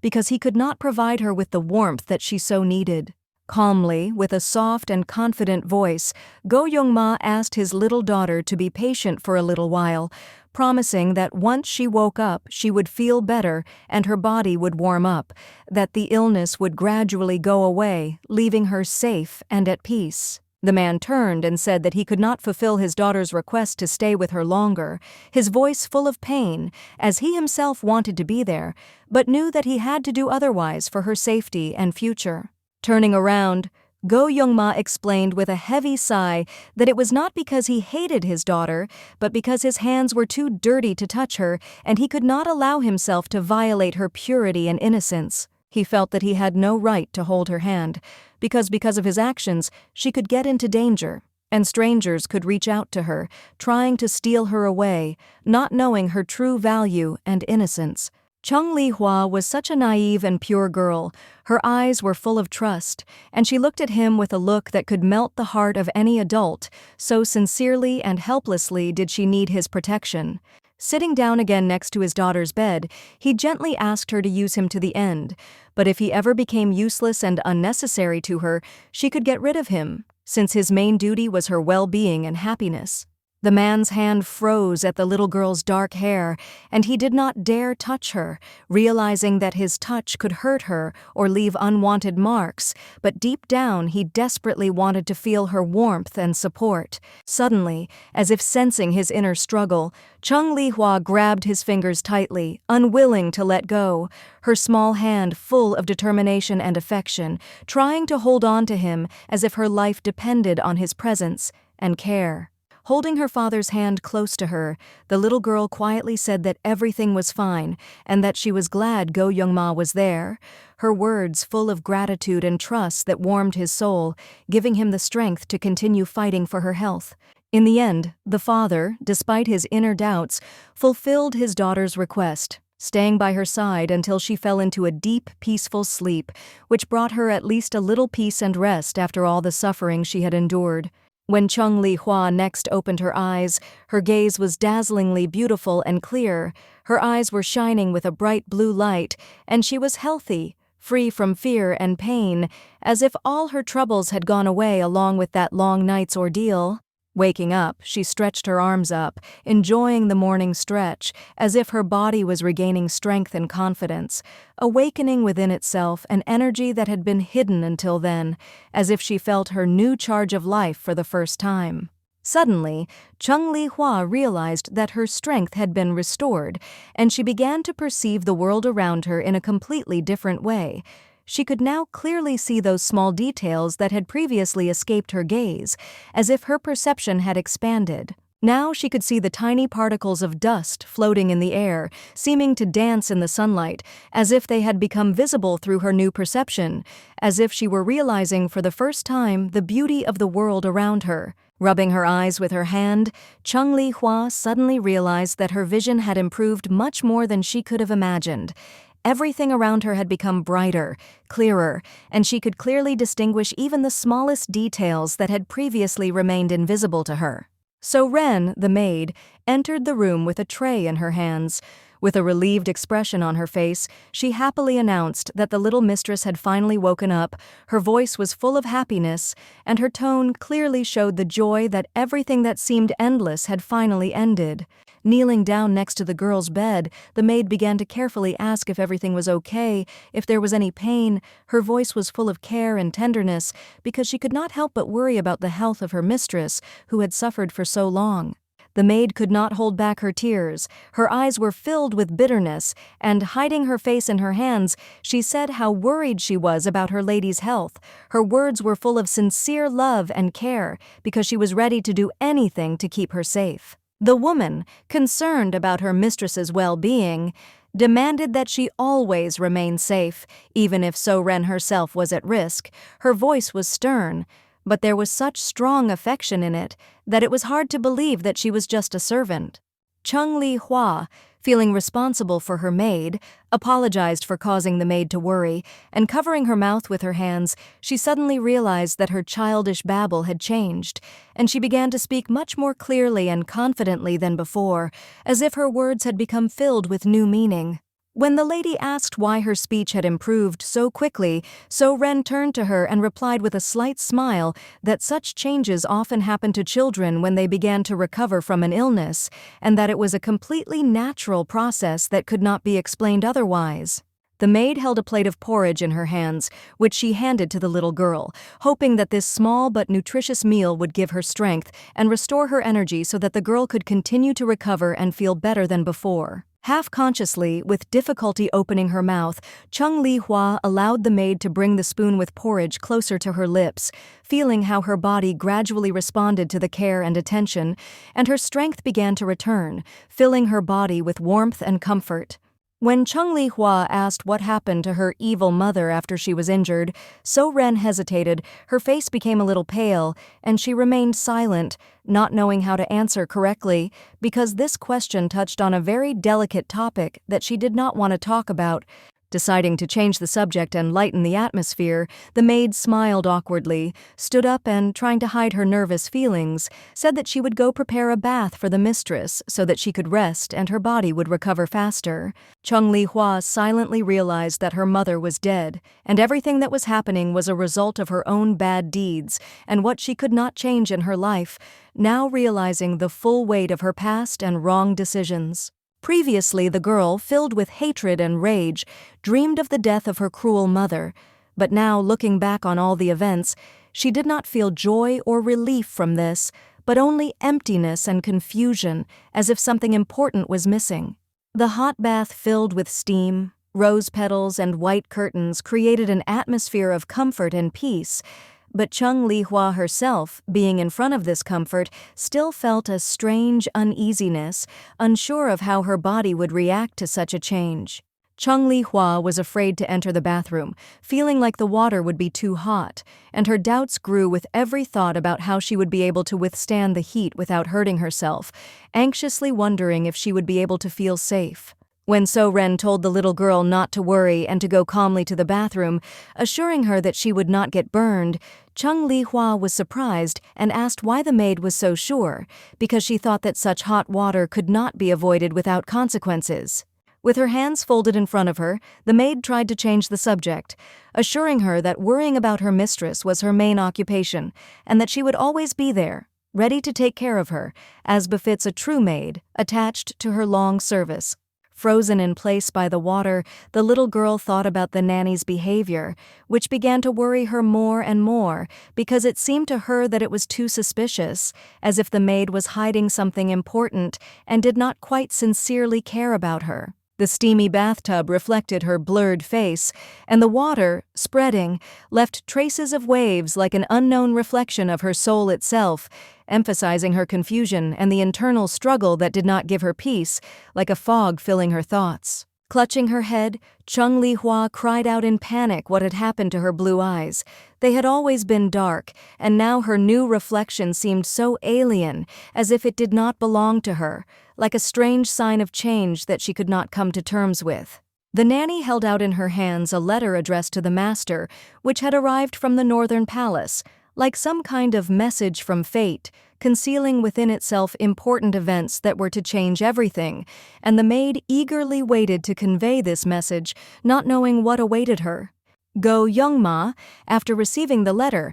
slowly read the words written in it, and realizing the meaning of the message, quietly said that he would pay for his actions, giving his life as a terrible price for what was predetermined, as if it were an inevitable duty that he had to fulfill. The head of the cult, with a mocking smile playing on his lips, said that everything that was happening seemed extremely funny to him, and his words sounded like a light, ironic observation, as if he was enjoying it like a spectator in his own comedy. Chung Li Hua was elegantly dressed in a new kimono, with bows neatly tied in her hair, and looked curiously at her new eye color, which now sparkled with a bright blue hue, like a reflection of the sky, giving her appearance a special mystery. The girl stood next to the ancient mirror, carefully examining her reflection, and wondered if it was possible that her appearance had changed so much because of the strange drugs she had recently been given, because she could not understand. When the maids entered the room,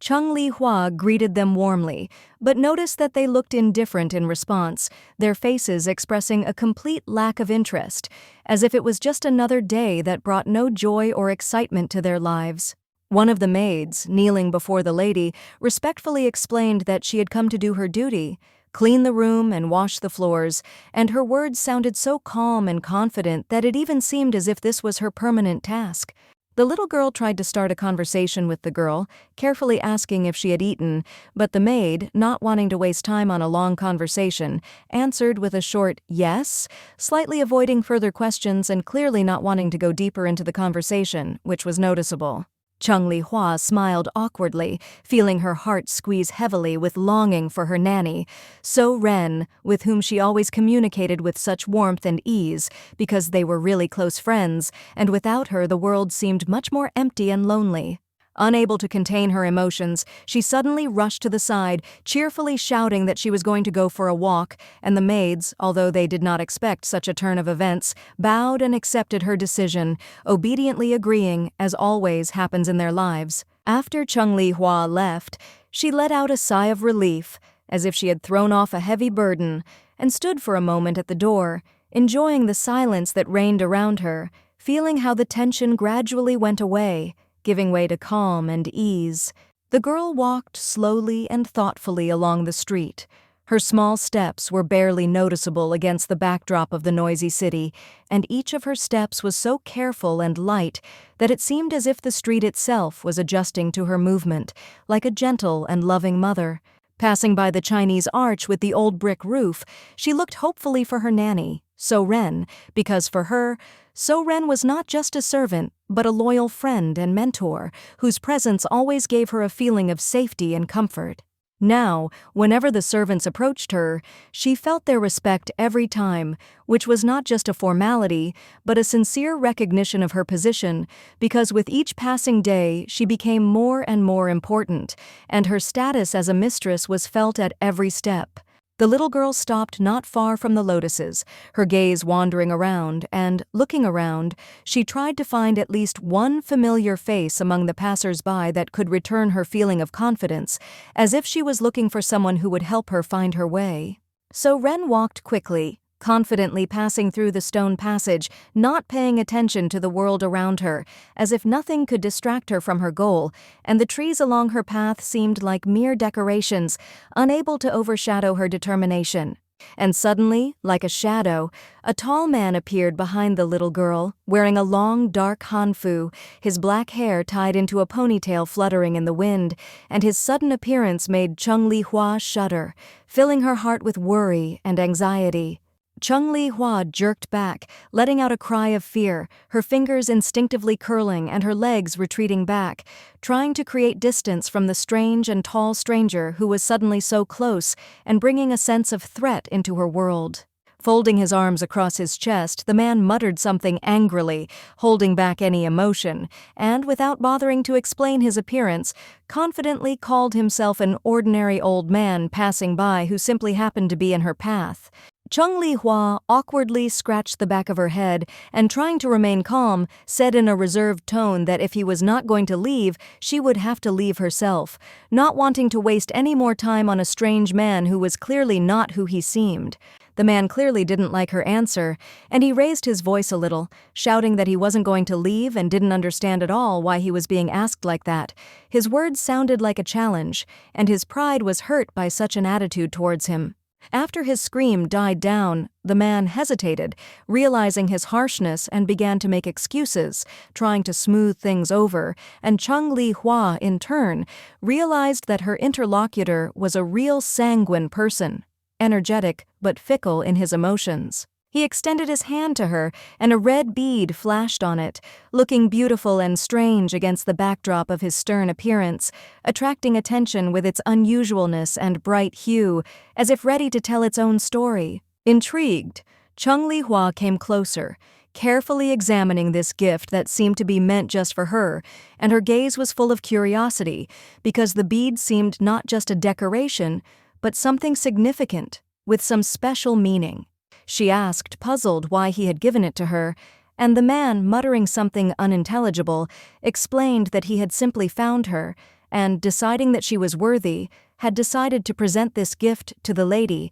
as if it were the most natural thing to do. Chung Li-hua smiled sweetly, and a blush immediately colored her cheeks as she thanked the man for such an unusual and undoubtedly beautiful gift, feeling how his attention made her heart beat faster, and she herself felt a little embarrassed and happy. The red bead, although small, was truly lovely. Its light shine sparkled in the sun, attracting the gaze as if it carried some mysterious power, and Chung Li-hua, as if enchanted, could not take her eyes off this decoration. The strange stranger, noticing her surprise, smiled with a slight mockery and said with some challenge that if anyone dared to offend the little girl, then let her throw this bead at him, and then nothing would help this scoundrel. The man added with a grin that if that happened, there would definitely be an explosion, and everything around would be in ruins, as if his words were not a joke but a warning, and Chung Li-hua felt her anxiety growing with every word he said.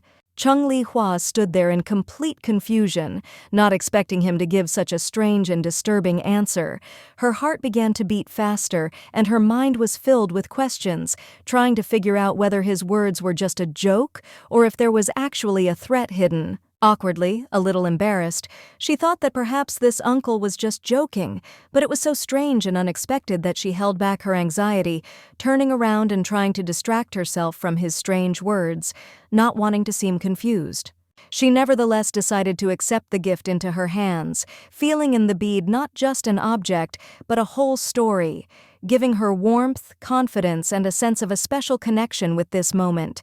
This small gesture became a sign that it is not things that are important, but attention. Having collected an incredibly beautiful bouquet from her garden, filled with the scent of freshness and bright colors, Chung Li-hua easily and excitedly handed it to her uncle, saying that this bouquet was her gift, a symbol of how much she appreciated his care, love, support, and everything that he gave her.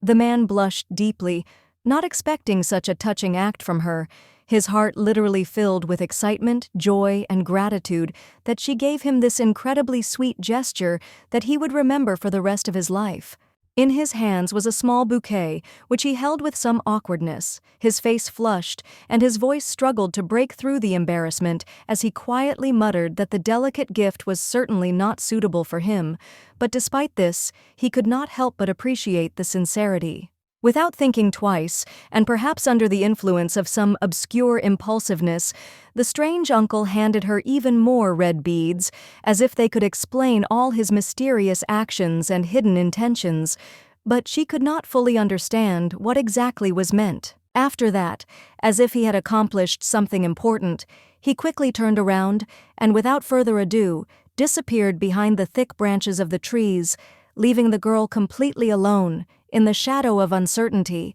full of questions to which she could not easily find answers. She looked at the strange things he had given her in her hands, puzzled, with a look of confusion, trying to understand what the reason was behind his actions, why he had suddenly decided to give her such mysterious gifts, leaving her completely bewildered. Finally, she found So Ren holding a wreath decorated with flowers, and with some surprise, she shouted out that the strange uncle had given her beads, not fully understanding what could be hidden behind this and how it was connected with her unexpected encounters. The maid standing nearby froze awkwardly when she realized who she was talking about. She realized that Chung Li Hua was talking about a demon, one of those who had once protected the young mistress, and this discovery made her even more wary and worried. The maid, without wasting any time, carefully and thoughtfully helped the little boy put her gifts in a small bag, which she carefully attached to her dress, realizing how important it was to keep this gift and protect it until the situation became clear.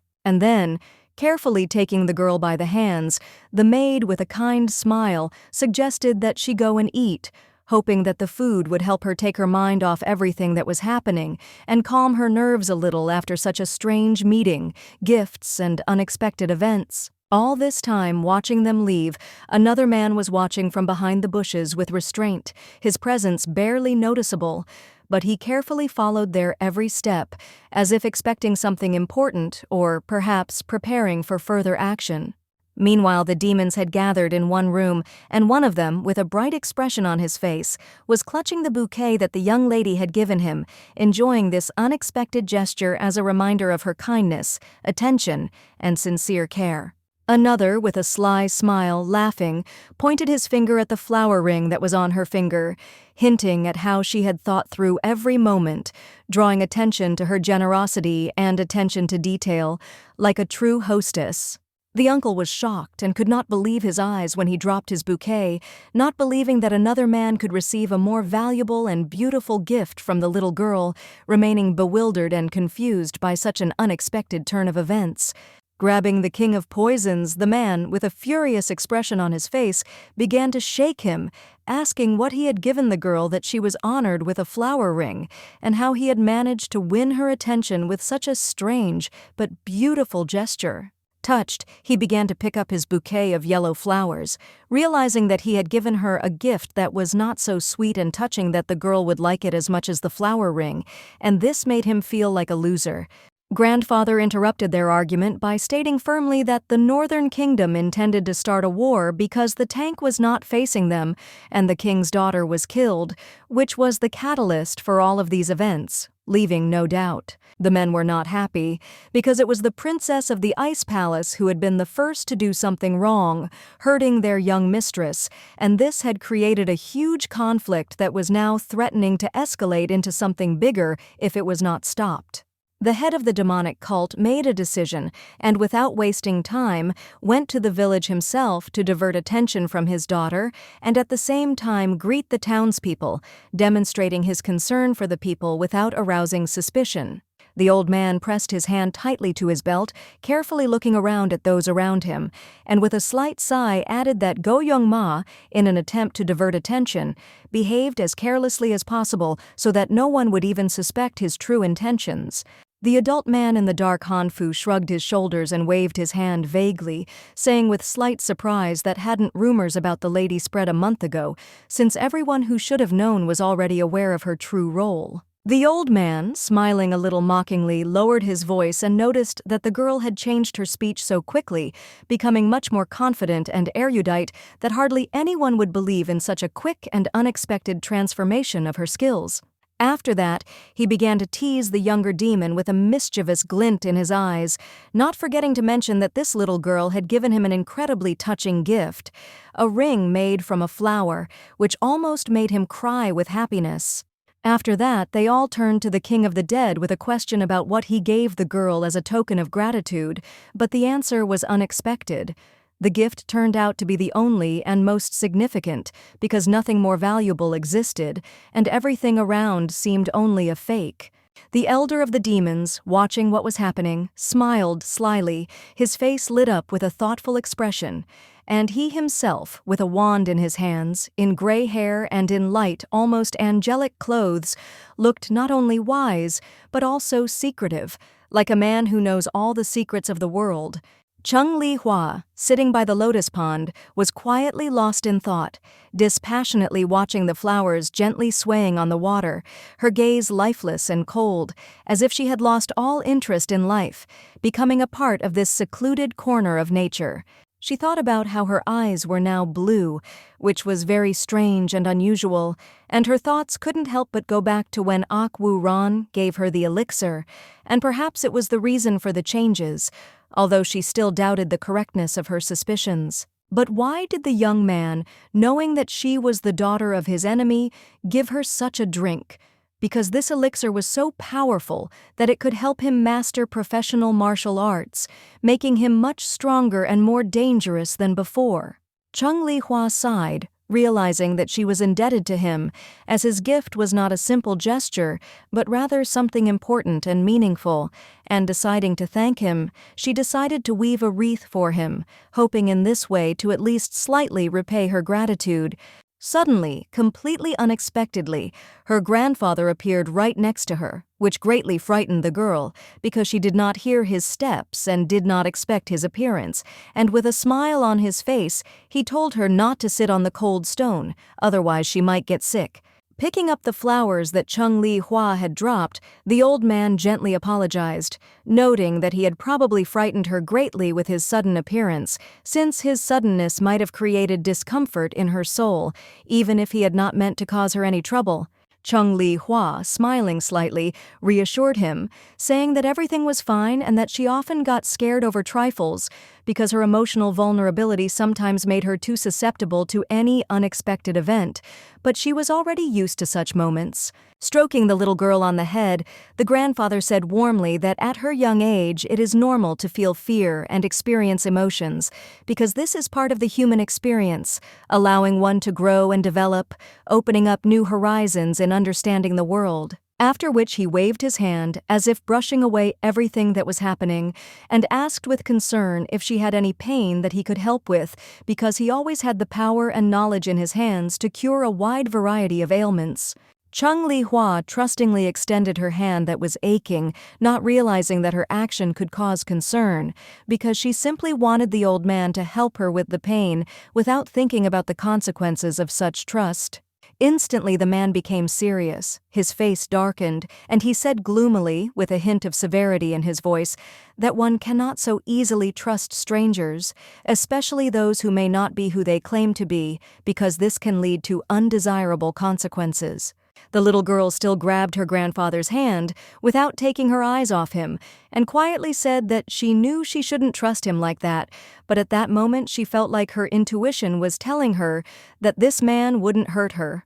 and so she did it anyway. The old man, frowning in confusion, asked why she had done that if she knew how dangerous it was, because trust is not just a gesture, but a deep feeling that requires awareness of the risks that may be associated with it, especially in such a situation. The girl hesitated, her gaze became tense, and she could not admit to him that this man was similar to her sweet neighbor grandfather from her past life, who once gave her delicious buns, and therefore it was difficult for her to resist this feeling of trust. So Chung Li Hua smiled sweetly and, a little embarrassed, said that she really liked this kind grandfather because he was so caring and considerate that his presence brought her a feeling of warmth and security, as if he was a part of her heart. The old man, slightly embarrassed, hesitated and felt how this simple confession deeply touched his old heart, because such sincere kindness from this girl was surprisingly close to him, and in her words he saw something that he had not seen in other people for a long time.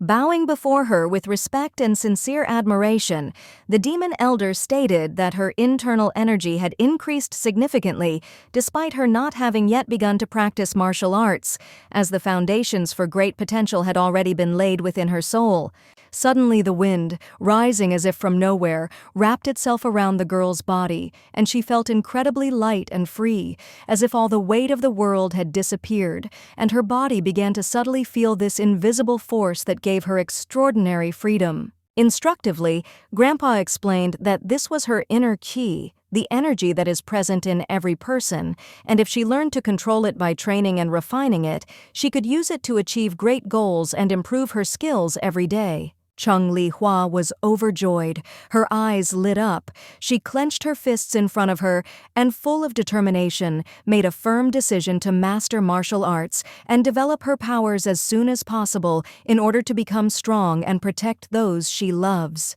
The old man continued his speech, leaning forward a little, and with a smile full of kindness, he declared that good children like her deserved to be given gifts, because they deserved the best, and her sincerity and desire for development could not go unnoticed. He extended his hand to her with an object wrapped in a bright red cloth that caught the eye with its vivid color, and the object itself, at first glance, seemed like an ordinary stick, but Chung Li Hua, feeling the energy, immediately realized that something more significant was hidden inside. Chung Li Hua unwrapped the gift with trepidation, her eyes shining as she saw the ice staff emitting a cold gleam, as if winter itself was trapped within its thin and smooth lines, ready to unfold at any moment. The small hand clutched the staff, feeling the cold flowing across her skin, and the magic emanating from it spread around like thin streams of frosty air, penetrating her body and creating an icy cover that made her feel strong and powerful.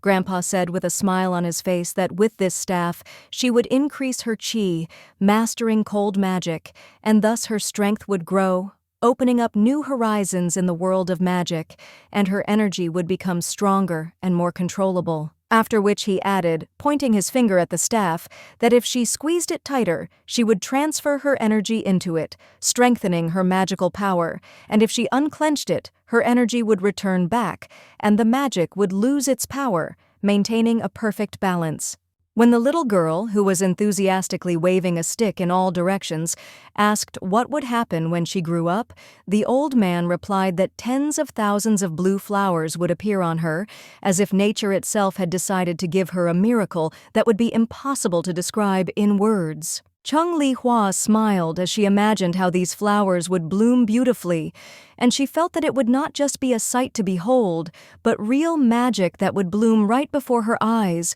creating an atmosphere of a winter fairy tale around her. The old man coughed, grinned, and added mysteriously that the flowers growing from the ice tree are worth more than precious stones, because their beauty and strength are much more valuable than any material goods, and only those who understand their true value are able to appreciate them. The little girl's eyes lit up as she imagined how rich she would become when these wonderful flowers, like gold coins, bloomed and brought her incredible happiness, promising incalculable wealth and prosperity, as if fate itself had decided to generously reward her. Hugging her grandfather and tenderly kissing him on the cheek, the little girl thanked him for such an amazing gift, saying that it was the best, because no other person could give her such a treasure that she could carry with her all her life. The demon elder blushed at her sincere words and smiled, feeling warm satisfaction and joy in his heart, because his attention and care were appreciated,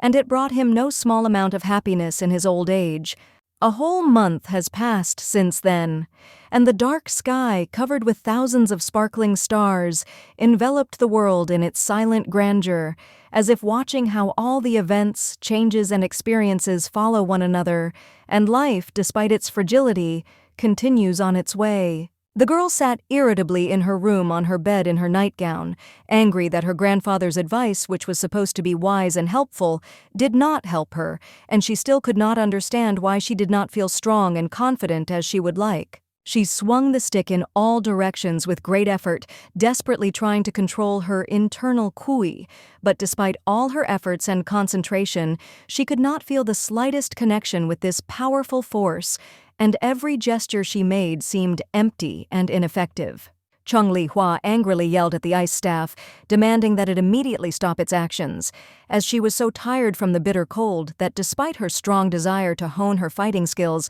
she only dreamed of finally falling asleep. The staff made a terrible howling sound, and the ice magic began to rapidly swirl around the girl, as if creating a cold vortex around her, absorbing her powers, and with each passing moment, it became more and more difficult for her to cope with this powerful and uncontrollable magic. The little girl raised her hands in despair, begging the staff to stop absorbing her inner ki, willing to give everything she had, including her bed and pillow, just so that this icy cold that was absorbing her strength would finally stop, giving her a break. Finally, the staff tore itself away from her hand, fell heavily onto the soft bed, leaving behind barely noticeable traces of cold magic, as if its forces were still resisting, not wanting to leave its owner, but still succumbing to the feminine will. The flame flared brightly inside the girl, and she clenched her fists, looking at the sharp stick with burning anger, as if the stick itself was challenging her to a fight, deliberately prodding her into action, as if it was capable of giving her a serious challenge and test. Angrily standing up in bed, she shouted that she would feed the staff with her powers until it would become ill, and its magic would no longer have power over her until the sweet girl learned to control her chi and cope with this difficult test. Sitting down on the edge of the bed with concentration, Chung Li Hua began to cast a spell, calling upon her inner chi and directing it towards the staff, as if giving it some of her power, hoping that her efforts would be able to break this icy barrier and regain control of the situation. The little girl stood there awkwardly, watching as the branch of the staff, as if possessed by magic, suddenly hunched over and fell silent, as if it had accepted her magic like food, absorbing its power, and seemed to be sated, as if finally satisfied with her efforts. But Chung Li Hua resolutely refused to give in, her eyes blazing with fierce determination as she screamed that she would continue to feed the staff with her powers until it began to obey her will, causing the magic around her to become more powerful and more controllable. As soon as her words were spoken, her gift glowed a bright blue light, and as if by magic, the staff seemed to obey its owner, its branch bending as if acknowledging her power and willingness to follow her commands, accepting her magic and allowing itself to change. New, beautiful crystal flowers began to bloom on the staff, sparkling like precious stones, giving the impression that the staff itself had begun to flourish thanks to the magic and efforts of Chung Li Hua, shining in the darkness with its unearthly beauty, as if it had finally awakened from a long slumber. So Ren suddenly entered the girl's room, asking with a slight concern why the mistress was still awake at such a late hour when everyone should have been resting, since it was too late for her usual activities and training, and she clearly looked tired. The girl proudly began to boast to her faithful servant about her achievements, telling how she made flowers bloom on her staff, considering this a real success in her magical efforts, which only strengthened her confidence and gave her strength for new exploits. After which, So Ren carefully put the girl to bed, carefully covering her with a blanket, gently stroked her head and said that she could continue training tomorrow without worrying about being tired, because rest is also important for success. Bewildered, So Ren asked where the lady was planning to go tomorrow and for what purpose, not understanding what could be so important that the girl decided to continue her travels despite all the warnings about the possible consequences. The girl smiled slyly, showed her teeth, confidence flashed in her eyes, and she replied that she needed to pay someone a debt, which in fact hid more complex circumstances that she preferred to remain silent about, hoping for the success of her mission. The next day, the two of them walked through the bamboo forest, the sound of their footsteps lost in the misty morning,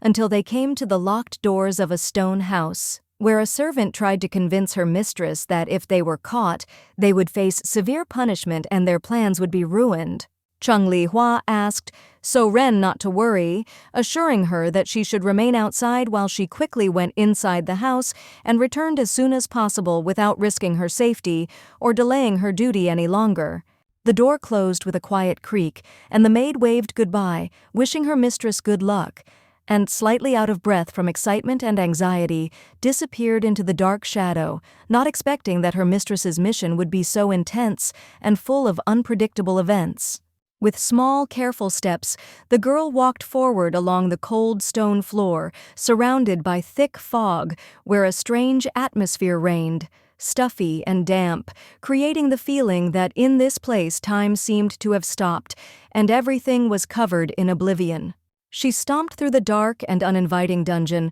not understanding how anyone could cultivate or improve here because this place looked so abandoned and strange, as if no one had cared about its contents and condition for a long time. Frustrated, the little girl lowered her head, not knowing where to look for her friend named Ak Wu Ran, because she had completely lost her bearings in this underground, gloomy and confusing place, full of dark corridors, where every step echoed on the walls. Chung Li Hua instantly turned back towards the voice, her eyes filled with hope, because in this ominous dungeon she had not heard human speech for so long, and now, feeling a growing relief, she looked for a familiar face to get an answer. Ak Wu Ran stood in front of her, wearing a simple old hanfu, his long brown hair falling on his shoulders, and his face was still as handsome but with obvious bewilderment in his eyes as he asked what the young lady was doing here, not understanding the whole situation. Water dripped from the ceiling of the dungeon onto the floor.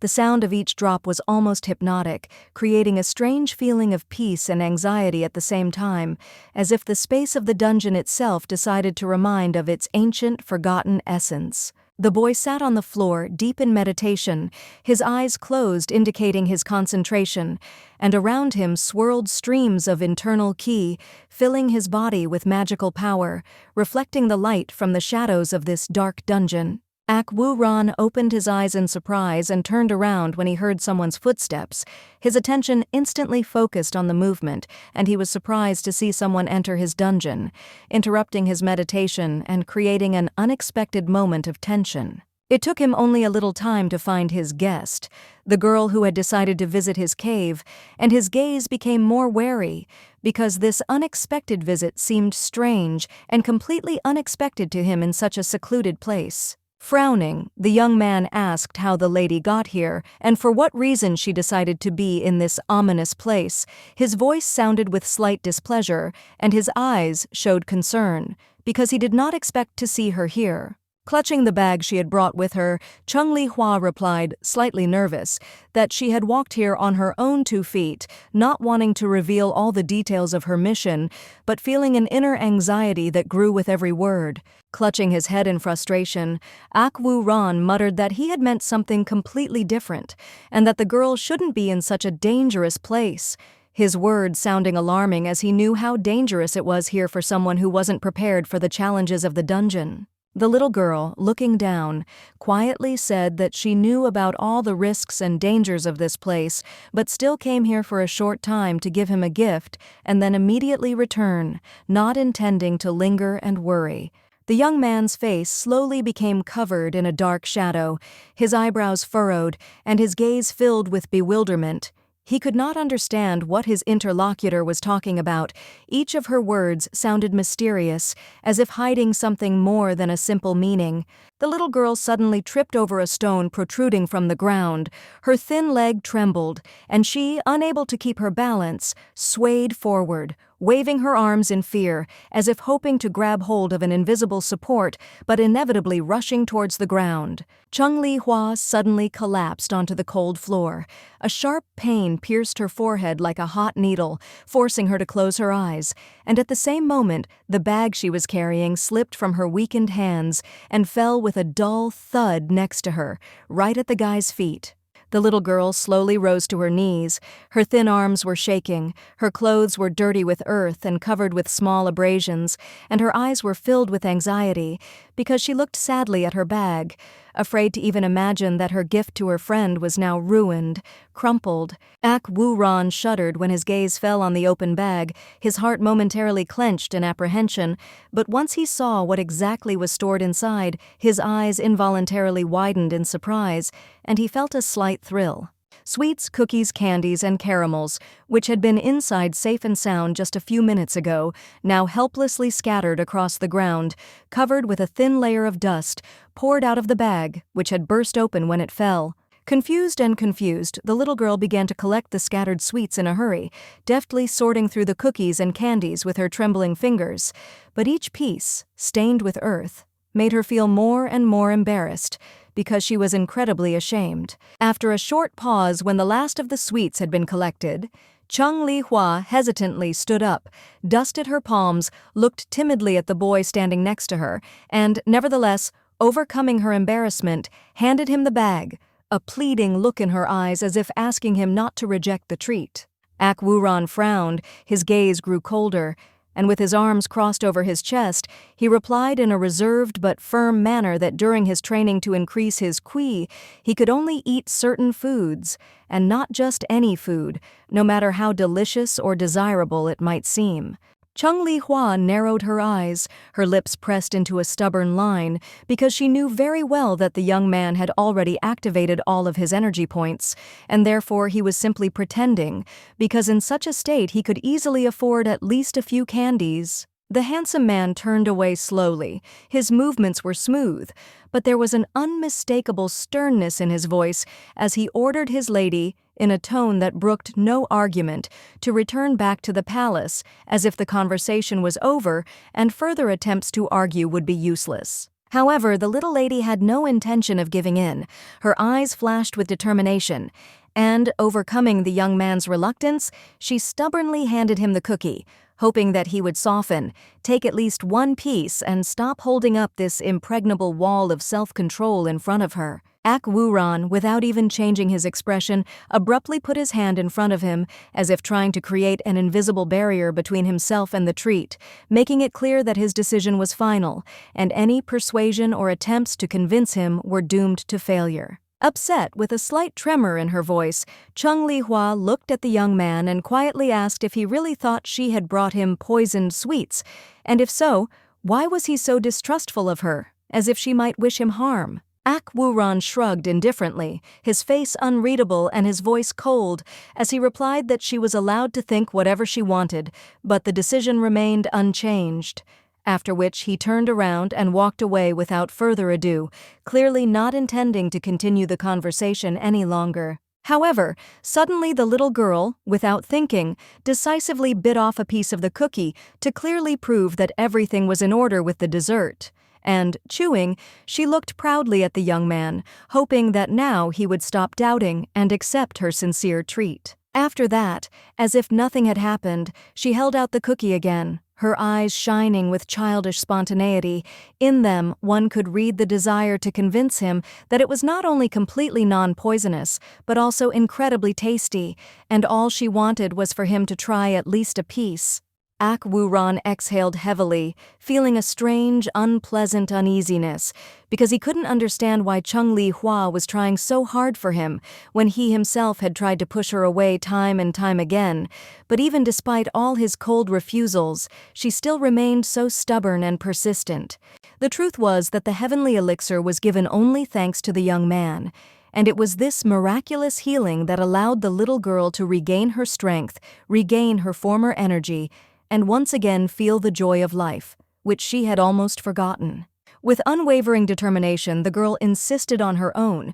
demanding in a firm voice that Ak Woo-ran finally stop being stubborn, take the cookie and at least try it, because she was trying for him and could not just back down. The young man, after hesitating for only a moment, obediently opened his mouth, allowing his interlocutor to place the sweet treat into his palm, and then, without looking away, carefully brought the cookie to his lips and slowly bit off a piece, tasting it. Feeling how soft and tender the treat was, Ak Woo-ran, slightly embarrassed, turned away to hide his expression, and, trying not to reveal his true emotions, began to calmly chew, noting that the food that was so persistently offered to him turned out to be incredibly delicious. Inspired by his reaction, the little girl exclaimed with genuine enthusiasm that if he liked the sweets, she would be happy to bring him more, because she wanted to please him and see how he enjoyed the treat, at least for a moment. However, maintaining his unyielding character,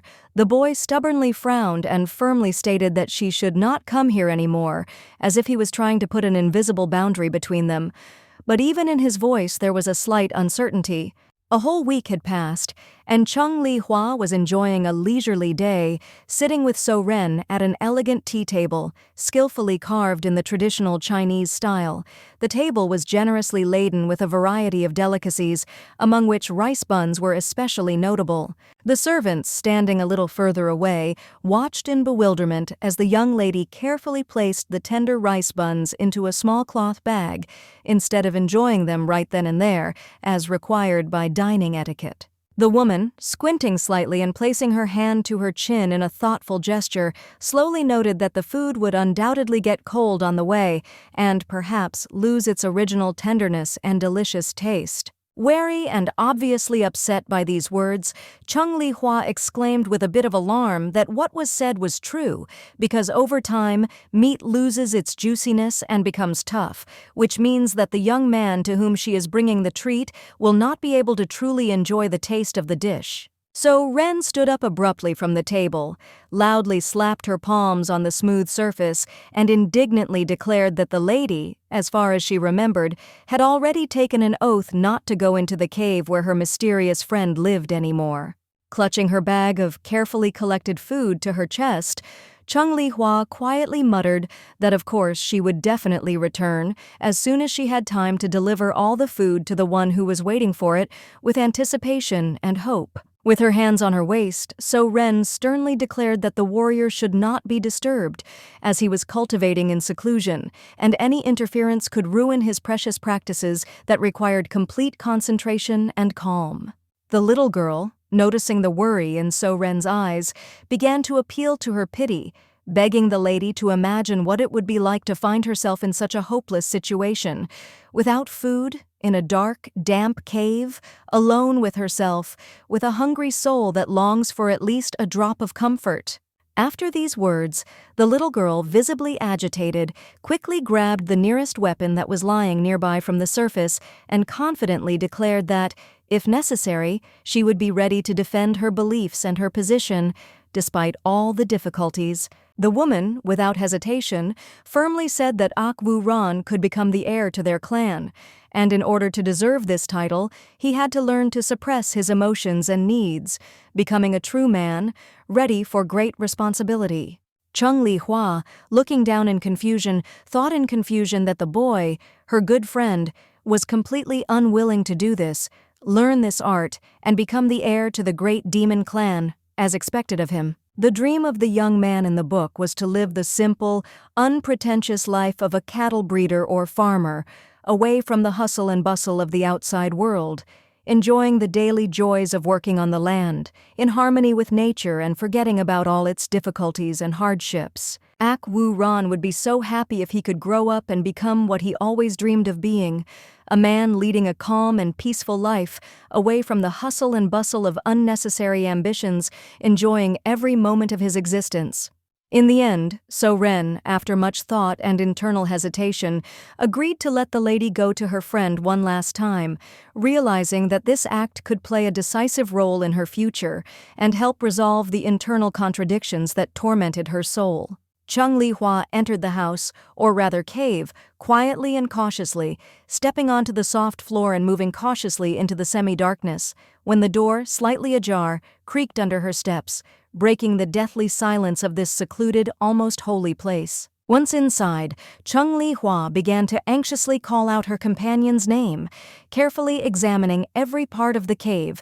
trying to figure out where he could have disappeared to and why he was not around, as if he was deliberately avoiding her, leaving her in the dark and worried. The little girl couldn't understand why she couldn't find the guy, and her heart was squeezed with anxiety, because she didn't know what to think. Everything indicated that he might have decided to hide from her, avoiding their meeting, and this increased her anxiety. Deciding that there was no point in continuing the search, the little girl decided to leave the bag of food near the old rock and leave. But suddenly, as if by magic, she heard a faint groan behind her, which made her heart clench with excitement and a premonition of trouble. Worried and worried, Chung Li-hua hurriedly walked around the pillar and looked around to see Ak Wu Ran lying on the ground, engulfed in heat, his skin red and his breathing heavy, as if he was struggling with something that was giving him no peace or strength. Without wasting a minute, the lady rushed to him, sat down next to him, and pressing his face to hers,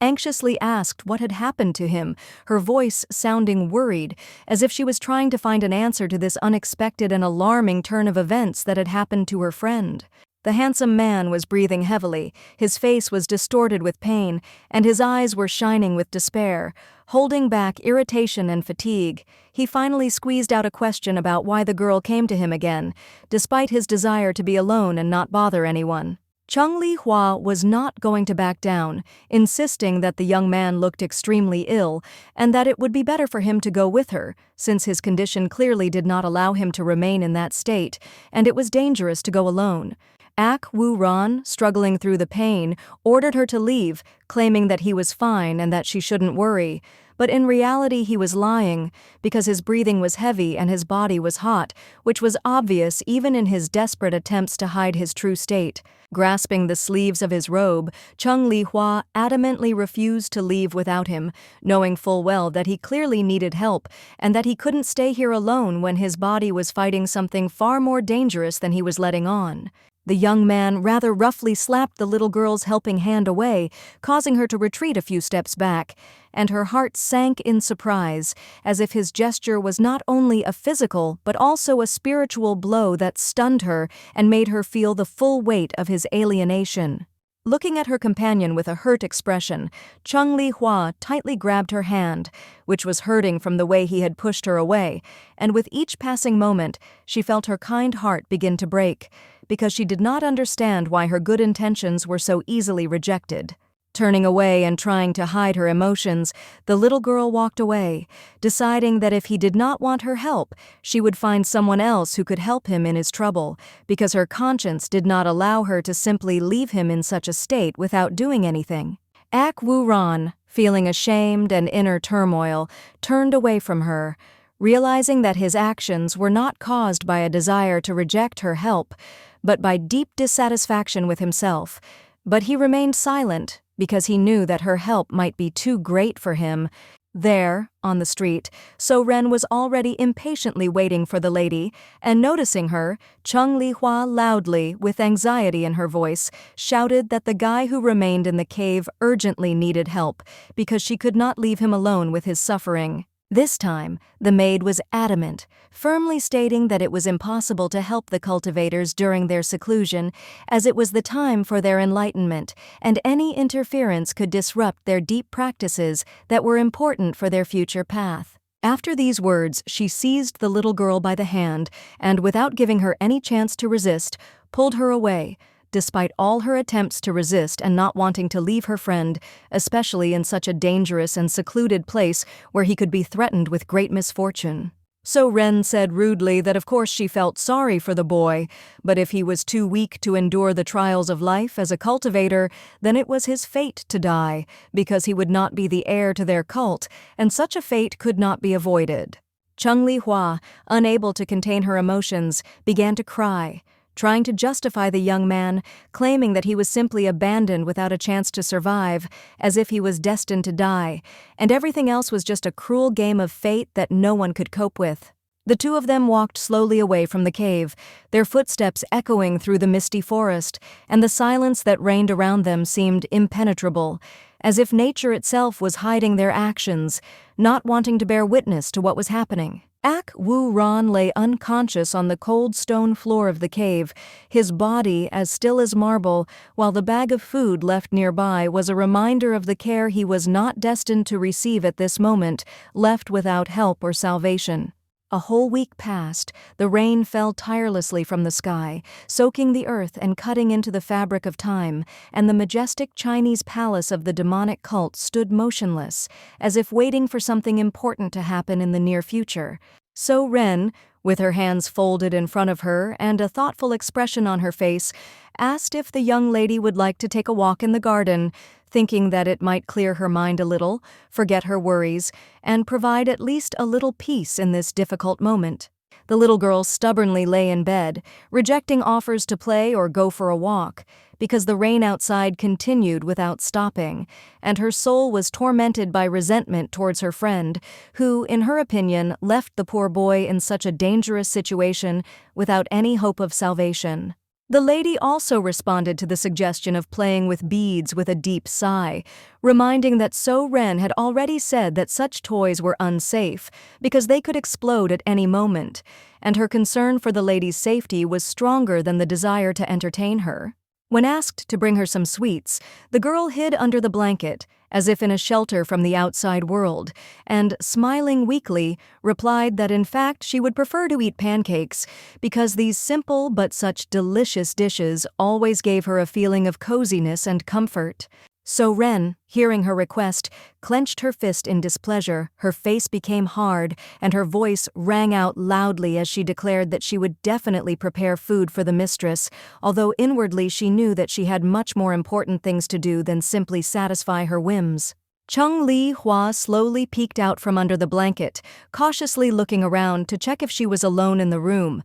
Feeling no one else but her own restless mind, she once again became lost in thoughts of what she should do next. After that, she went to the closet, collecting things that could be useful in the future, or perhaps sold to provide herself with at least some financial reserve, because now her life was full of uncertainty and need. Her hand hovered over the crystal flowers in the bag, objects that had once brought joy, but were now simply a reminder of the past she had left behind, and how difficult it was to let go of even such precious memories. She considered for a while whether she should keep the crystal flowers for herself, but soon came to the conclusion that it would be wise to take them with her, because you never know what you might need in the future, especially in such an uncertain situation. Just in case, she decided to create more flowers using her magical power, and within a few moments, crystal plants began to spread throughout the room, as if filling the space with living magic, creating an atmosphere of mystical beauty.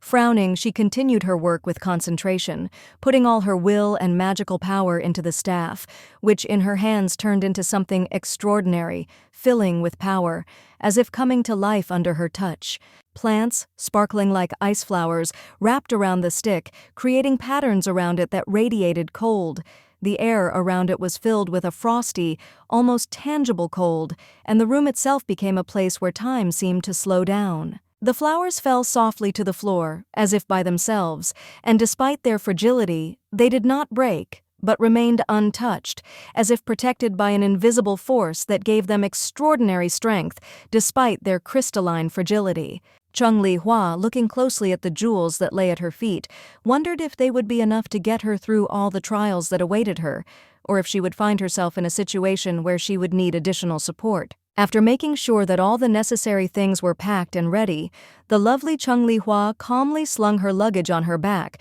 feeling the weight of the backpack fill her with determination as she was ready to start her journey and meet her destiny. After looking around and making sure that the street was quiet and no one noticed her, Chung Li Hua carefully walked out the door, not allowing herself to be distracted once again, since every step was important and she needed to move forward with full determination. After this, feeling that there was less and less time left, the young lady quickly began to move forward, accelerating her steps, realizing that she needed to hurry and check on her friend, because every minute could be decisive for his fate. It was raining, and the little girl, not paying attention to the cold drops, ran quickly along the road into the forest. Her steps were quick and confident, and her heart beat in her chest with increasing anxiety because she knew that time was running out and that she needed to hurry. Inside the cave, in the shadow of the cold stone walls, Ak Wu Ron sat in the lotus position,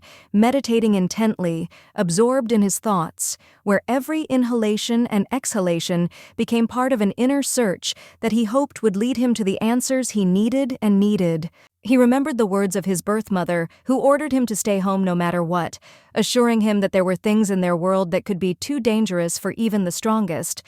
and that it was better to be close to those he loved so much. Ak Wu Ron sat with his eyes closed, the heaviness in his soul becoming more and more noticeable with each passing moment, and sweat slowly rolled down his face as if trying to wash away all the memories of that terrible night that would forever remain in his heart. Then, despite his mother's warnings, he did not listen to her, looked out from behind the door and saw how the head of the demonic cult, with his powerful and deadly gesture, destroyed his parents, taking their lives right before his eyes and leaving him in a world of complete horror. Still small, Ak Wu Ron froze in shock, unable to tear his eyes away from this horrific sight. His big black eyes, full of pain and invisible fear, reflected all the chaos that was happening in his soul at that moment, and his small tail and hair trembled with fear. The man had long, straight hair that was a deep scarlet color, like the blood that slowly flowed down his face, giving him a terrifying mystery, as if he himself was the embodiment of what lurked in the darkest corners of this world. Suddenly, the stern Go Young-ma turned around sharply upon hearing the footsteps approaching him. His scarlet eyes flashed, and the blood covering his face only emphasized his fierce appearance. He was ready to face whoever dared to approach at this moment. The young man, feeling his consciousness waking up from sleep, opened his eyes wide, as if waking up at the very moment when reality and nightmare intertwine, and his heart, struck by this realization, was ready to burst out of his chest, feeling the need to act. He rose from his seat when he heard familiar footsteps that filled his heart with anxiety and a premonition that his life would change again in the blink of an eye when this young lady appeared before him again with some important question or request. Clenching his fists in irritation, he felt anger sweeping through his body like an ominous storm, but he held it in, trying not to show weakness in front of Chung Li-hua, who, despite his dislike, stood at the entrance and did not take her eyes off him. Indeed, there stood Chung Li-hua in front of him, all wet and soaking wet, her hair stuck to her face and her eyes, full of worry and anxiety, closely following his every movement, as if looking for an answer to everything that tormented her in his face. The man's voice was cold and determined as he said that he had already ordered her not to come here many times, not realizing how those words were painfully echoing in her heart because she had only come to help, despite all the prohibitions. Chung Li-hua looked at him with sadness, her big eyes reflecting not only an understanding of the pain, but also the realization of how hard it was for the boy in the demon clan, and now he stood before her as a man broken by the past and his loneliness. Seeing her confusion, Ak-woo-ran felt a strange regret creep into his heart, and despite his irritability, he gently asked what was wrong with her because he couldn't help but notice her despair and pain that she was trying to hide. The little girl, with a worried expression on her face and tenderness in her voice, quietly asked if the young man was in pain, for her heart could not remain indifferent to his suffering, and she anxiously tried to understand how to help him at that moment. Chung Li-hua, reaching out her hands to Ak-woo-ran with the intention of helping and checking his condition, carefully asked if he had a fever or was sick, because her concern for him was becoming more and more insistent and unbearable with each passing moment. Although Ak-woo-ran was about to sternly order the girl not to touch him, his inner resistance suddenly weakened and he froze, feeling how her unbearable concern for him overshadowed all his thoughts, and he did not know how to react to this. Unable to hide his feelings any longer, he grabbed her hand in alarm and cried out in agitation, asking why her hands were so cold, feeling his own concern for her condition only growing stronger. Chung Li-hua awkwardly replied that it was raining outside and the weather was far from favorable, which made her stay in this place even more uncomfortable and unpleasant. She felt the cold and dampness that penetrated into her very soul. Ak-woo-ran fell silent without saying a word, only watching her intently, with worry in his eyes and his face reflecting concern for her health and condition, which he could not hide despite his best efforts to remain calm and composed. The young man again asked the lady, with a slight hint of urgency in his voice, to leave this place, but she resolutely resisted and was not going to leave, not agreeing to his request, which seemed to her too insistent and not understanding her situation. Taking off her bag, she handed the bag to the guy, telling him that she was ready to leave everything behind, to leave this cult with him and start a new life full of hope and change, despite all the difficulties and dangers that await them ahead. Ak-woo-ran froze awkwardly, not expecting her to say such words, which sounded unexpected and made him feel completely at a loss, because he did not know how to properly respond to her frankness and directness at such a difficult and tense moment. The girl, pressing her hands to her chest, stated that she saw how bad he was in this house, and that he clearly did not want to become the heir of their clan, saying this with sincere concern, which so surprised Ak-woo-ran, because she could hardly understand his entire difficult situation. After which she pulled the young man by the hand and said that she would help him leave here, start a new life and live peacefully, far from everything that brought him pain and suffering, promising to be his support in the search for a better future. Ak-woo-ran flinched and asked what she was talking about, not fully understanding what exactly she meant and how she could offer help despite all the possible obstacles and dangers that could appear on their way, because it seemed too bold a move on her part. When he stopped, the girl also could not go further and held his hand, not wanting to let go, as if this was her last chance to help, and she was not going to lose this chance,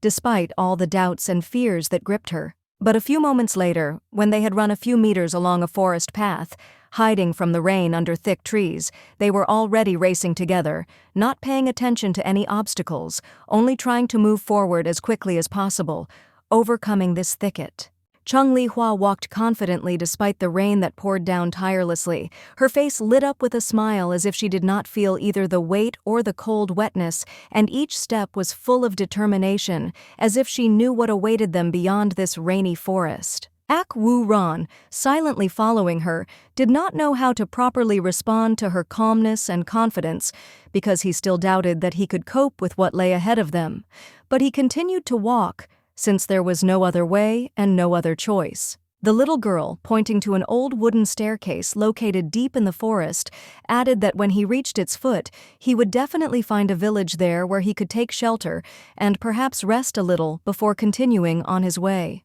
Pushing the young man in the back, she handed him a bag containing expensive things, selling which he would be able to live peacefully for several years, without thinking about anything, without unnecessary worries and anxieties, finally getting a chance for long-awaited peace and rest. Chung Li-hua felt her heart beating hard, but she still stubbornly remained silent despite the turmoil that shook her inner world, not allowing her feelings and fears to be revealed, keeping them to herself as if trying to control her weakness. She suddenly felt dizzy, and the world around her began to blur like fog, and the young Ak Woo-ran became increasingly blurry in her eyes, as did the situation she found herself in, from which there was no easy way out, and her strength was leaving her more and more. Therefore, the girl firmly ordered the young man to leave, and she herself tried to stand on her poor legs, feeling how weakness was taking over her whole body, and how hard it was to remain in this state,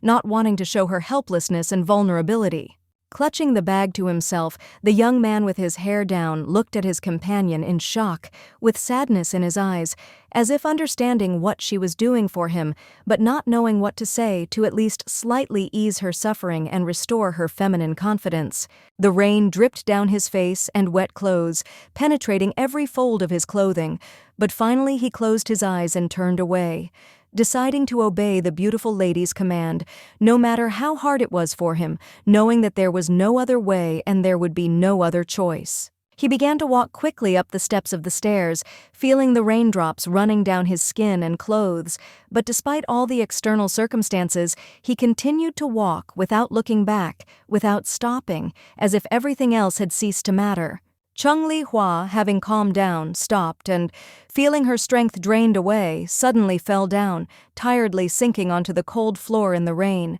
feeling her body could no longer resist, and at that moment, she finally allowed herself to relax. Sweet Chung Li-hua firmly stated that she knew the boy's true desires, his desire to leave the cult and start a quiet life far away, in solitude, in the middle of nature, like a cattle breeder, far from all these betrayals and crazy intrigues. Then, in the cave, Ak Woo-ran froze in shock, not understanding how the girl could know about his most secret dreams, because he never spoke about them out loud, and everything she said seemed to have burst from his very heart, in his night dreams, where he remained frank. Ak Woo-ran bowed his head and closed his eyes, wishing that this pain would go away. If only she weren't the daughter of his enemy, if only there wasn't that bond that separated them, that haunted him and made him feel like everything he did would lead to destruction. When the boy was very little, he often rubbed his nose with his fingers and dreamed of something else,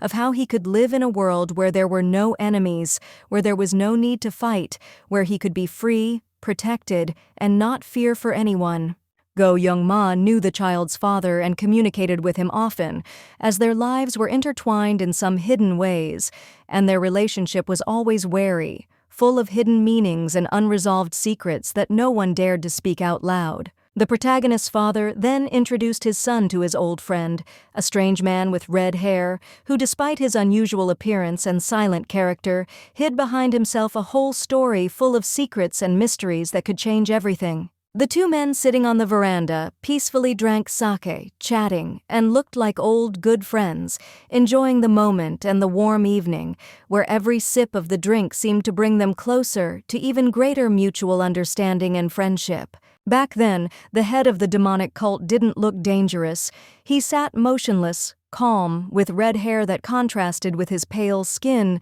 as if that appearance hid much more than it might seem at first glance. And then, suddenly turning around, he looked at the boy. His gaze was cold and determined, but Akwu Ran did not yet know that this moment would become the turning point that would lead him to become the killer of his own parents. One evening, the boy, tired from his experiences and the events he had lived through, lay down on his bed and pressed himself against the pillow, seeking comfort in its softness and warmth, as if dreaming that everything that was happening around him was just a nightmare from which he would soon wake up. He was awakened by loud, piercing cries. His name sounded with alarm and concern, and the gentle hands of his parents tried to calm him down, but in their touch he felt tension, as if something terrible and inevitable was already happening, threatening their peace. His mother, hugging her son tightly and holding him close, lovingly ordered him to stay at home, sit in his room and not go anywhere, and in her voice there was not only concern,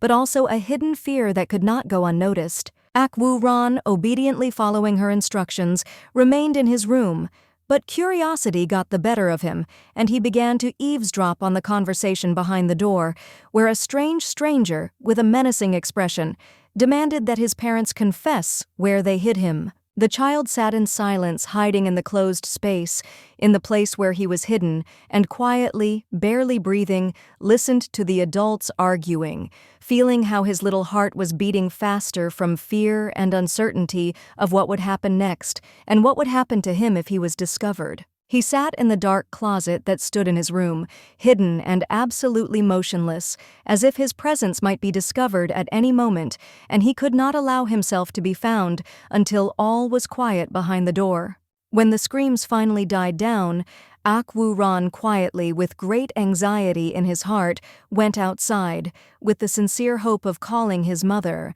But instead of finding her, he witnessed a terrible scene that would forever remain in his memory. Outside, under the dim moonlight, he saw Go Jung Ma standing completely still, his clothes dyed a bright blood red, and on the ground, lying motionless, were his parents, their bodies lifeless, with nothing to indicate that they could be alive. The boy stood frozen in shock, his heart pounding wildly, but he couldn't move. His body seemed to have turned to stone, and his mind seemed to refuse to understand what was happening. He just stood there in a daze, not knowing what to do. Turning around, Akwu Ran suddenly felt an overwhelming urge to flee growing inside him, to escape as quickly as possible and save his life. But despite this, fear did not leave him, and he did not know what to do in this moment of great horror. But Go Jung Ma, instantly noticing his movement and realizing that it could become a problem, immediately focused all his attention on the boy and, without wasting a second, moved after him, determined not to let him get away and not to let him hide in this moment. He extended his hand, resolutely directing it towards the boy who was trying to break free, with the intention of grabbing him firmly and, ignoring his resistance, taking him with him, taking him to the palace itself, where the inevitable meeting awaited him. Ever since he was kidnapped and made the heir to a demonic cult, endowed with monstrous strength and dark ambitions, Akwu Ran, tormented by internal conflicts, has spent every day endlessly honing his blade skills in a secluded courtyard. His soul was filled with an insatiable thirst for revenge, and waving his stick in the air, he imagined himself in battle with his enemies, mentally repaying them for all the evil done to him, while feeling how justice was slowly but surely being restored in his world. But despite everything that happened to him, he never gave up his dream. To return to what it once was, to the simple, peaceful existence of a cattle breeder on a farm, where there would be no place for these dark ambitions and evil cults. He was completely shocked when Chung Li Hua appeared before him, calmly declaring that she knew about his dreams of living a simple life as a farmer, and that she was willing to help him escape, giving him a chance to choose his own path, to finally be free of everything that was holding him back. He trusted her from the very day she handed him a cookie, thus showing simple but sincere concern, and he could not forget this gesture, because there was something more to it than just a random act of kindness, but a real, friendly affection. The baby took care of him, fed him, and protected him, and although life did not allow them to be friends in the usual sense, in another, more peaceful world, they could become not just allies, but real close people, sharing common joys and sorrows. Ak Woo Ron, feeling the freedom he had been striving for many years, ran forward, with each step getting closer to his dream, and at that moment his face lit up with a smile full of hope, because he could finally believe that the fire of freedom lit within him could actually be a reality. But standing on the threshold of his freedom, he suddenly stopped, turning around to take a last look at the little lady, to say goodbye to her and thank her for her help, which became a light for him in this dark world, giving him the strength to go on. And then the young man noticed that Chung Li Hua was lying motionless on the floor, and feeling agitated, he became afraid. His dream of freedom instantly disappeared, replaced by the cold realization that her will now depended on something much more important. Without a moment's hesitation, Ak Woo Ron instantly rushed towards the girl, anxiously grabbed her in his strong arms, as if trying to convey his strength and hope to her, and with unwavering determination carried her into the house, into the warm shelter where, overcome with fear, he hoped to find a healer. So Ren, who was desperately and unsuccessfully trying to find help, suddenly, as if sensing something was wrong, noticed a familiar figure, the heir of the cult, who, with a look devoid of any hope, was carrying the lifeless body of a baby girl, helplessly and limply resting in his arms. In shock and filled with anxiety, the girl asked in fear what had happened, to which Ak Woo Ron quickly and briefly replied that they needed to bring warm blankets, something to drink, and call a doctor to save the girl from imminent disaster. Obediently and without hesitation, So Ren rushed to carry out the orders. Her steps were quick and confident, while the young man, shocked by what was happening, sat on his knees next to the bed where his little friend lay, and did not know what to do next, feeling helpless. His hand froze in midair, not daring to touch the bag the little girl had given him earlier, and for a moment he thought, trying to understand what she had so carefully hidden in this small but significant object, as if she was passing on something important to him. With interest and a little excitement, Ak Woo Ron carefully looked inside the bag, wanting to understand what exactly the little girl was going to give him. What could be so important that he would pay attention to it at the most critical moment of her condition? There, among the neatly stacked items, he discovered amazing crystal flowers, as if carved from ice, which stood with incredible delicacy and fragility, looking so expensive and valuable that he was overcome with a sense of wonder and awe. After thinking about what was happening, Ak Woo Ron came to the sad conclusion that the reason for the girl's weakness was that she had put all her energy into creating many beautiful and complex flowers, not realizing how much it was draining her body, mind, and soul. Clutching the precious ice flowers in his hand, he wondered if she had really tried so hard for him, wanting to fulfill his dream of freedom and escape, dreaming of a better future, despite all the hardships and her own suffering that she was going through. Chung Li Hua lay on the bed, lifeless and motionless, her body completely unconscious after she had exhausted all her strength in a ruthless attempt to help, leaving Ak Woo Ron with a heavy burden on his heart and an unbearable sense of guilt and bitterness. Pursing his lips in determination, Ak Woo Ron made the difficult decision to do everything he could to keep them away from each other, as he realized that their closeness was only poisoning both of their lives, leading to pain and disappointment that was impossible to ignore. And yet, despite his worries and inner doubts, the handsome Ak Woo Ron hid one of the crystal ice flowers in the pocket of his hanfu, hoping to keep at least one as a reminder of what she had so painstakingly created and given to him. At this moment, Chung Li Hua, lying on the bed, began to move restlessly. Her body was in convulsions, and her face was distorted with fear, as if she was dreaming something terrible, and her health left much to be desired, giving no hope for a quick recovery. Finally, she opened her eyes with difficulty, raising herself slightly on her elbows. Her large blue eyes, full of confusion, looked around the room,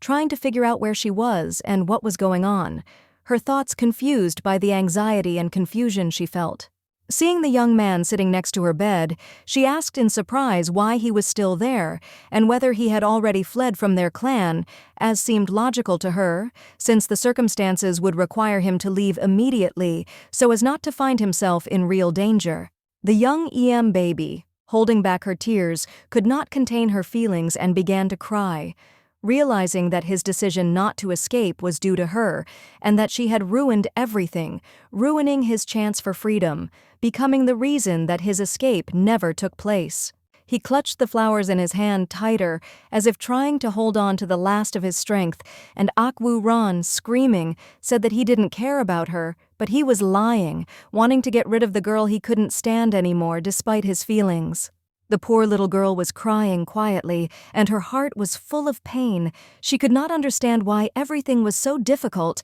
and her large tears slowly flowed down her plump cheeks, as if reflecting all the terrible bitterness that burned her fragile soul. The young man could not understand why there was such an expression on the beauty's face. She looked so confused and upset that his heart was filled with deep anxiety, and he could not understand what exactly could cause such a heavy melancholy in her eyes. His hand trembled, and he wanted so much to comfort the little girl, but he understood that he could not do this, because she was the daughter of his enemy, and even at that moment when his heart told him otherwise, he could not violate his principles, despite the fact that he felt an internal conflict. Walking a little closer to the beauty, Ran, feeling irritated, rudely told her not to behave like that anymore. Otherwise, if she continued like that, he would not be able to restrain himself and might hurt her despite his desire to avoid violence. Hua was left alone, sitting on the bed, lost in her thoughts, while her companion walked away without a word, leaving her alone. The silence that filled the room seemed heavy and unbearable, and thoughts of what had happened swirled restlessly in her head. 3 years passed, and so Ren, opening the window, turned to the lady and said in a restrained voice that it was time to go to bed, although the day was not yet over, and in her words there was a slight weariness from everything that had happened over these years, filled with difficult moments. Clutching the cloth to her chest, the maid firmly stated that her mistress should not go out anywhere until the woman herself went to town on business, assuring her that everything would be fine, and she would take care of all the necessary matters without leaving her alone. Hua grew up, became prettier, and hugging a pillow to herself, with a mocking and playful expression on her face, asked if So Ren was going to see her lover, noticing how her words were full of light teasing and a little keen curiosity, which she did not hide. While putting the girl to bed, the lady tried to hide the bitterness in her voice, assuring her that she was just going about her business and not to kiss anyone, but despite her assurances, there was a note of regret in her words, barely hidden under her outward calm. The woman said goodnight to the girl, and she, with a slight smile on her face, responded in kind, their words sounding warm and sincere, as usually happens before going to bed. But in this moment there was something more than just an ordinary nighttime farewell. The maid turned off the light, and the room was plunged into a thick darkness where everything around became invisible, and Hua dozed, feeling how sleep gradually overtook her, but in her mind there were still disturbing thoughts and memories of events that did not let her go. However, when So Ren left, Hua opened her eyes and her thoughts returned to her friend whom she respected and trusted so much.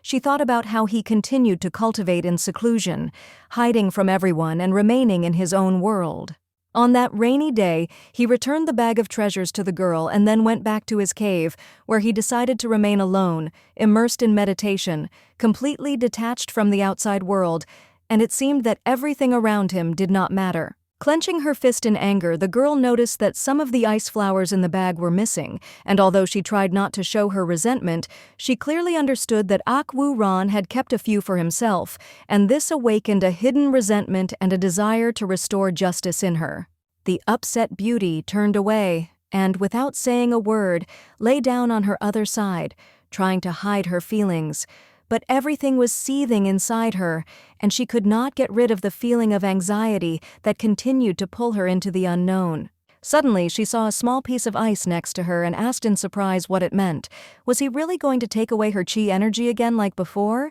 And what did he want from her this time, making her feel so uncomfortable? Looking at the branch with an irritated look, the girl firmly stated that she could not feed it day and night because it was too difficult and exhausting, and her patience was coming to an end, no matter how hard she tried to understand what was happening around her. By turning away to go to bed, she had angered the magical object, which had not expected such actions from its owner, and its reaction was swift and furious, as if it felt insulted by her indifference, which was immediately obvious. The wand began to tap and hit her on the blanket, preventing her from falling asleep. With each blow, her patience was exhausted, and sounds were heard in the dark room, as if the magic itself was trying to return attention to itself, despite the resistance of its owner, making her irritated. Chung Li Hua grabbed the stick and shouted in desperation that if she did not stop, she would not hesitate to throw her into the stove as firewood, hoping that this threat would finally stop her annoying behavior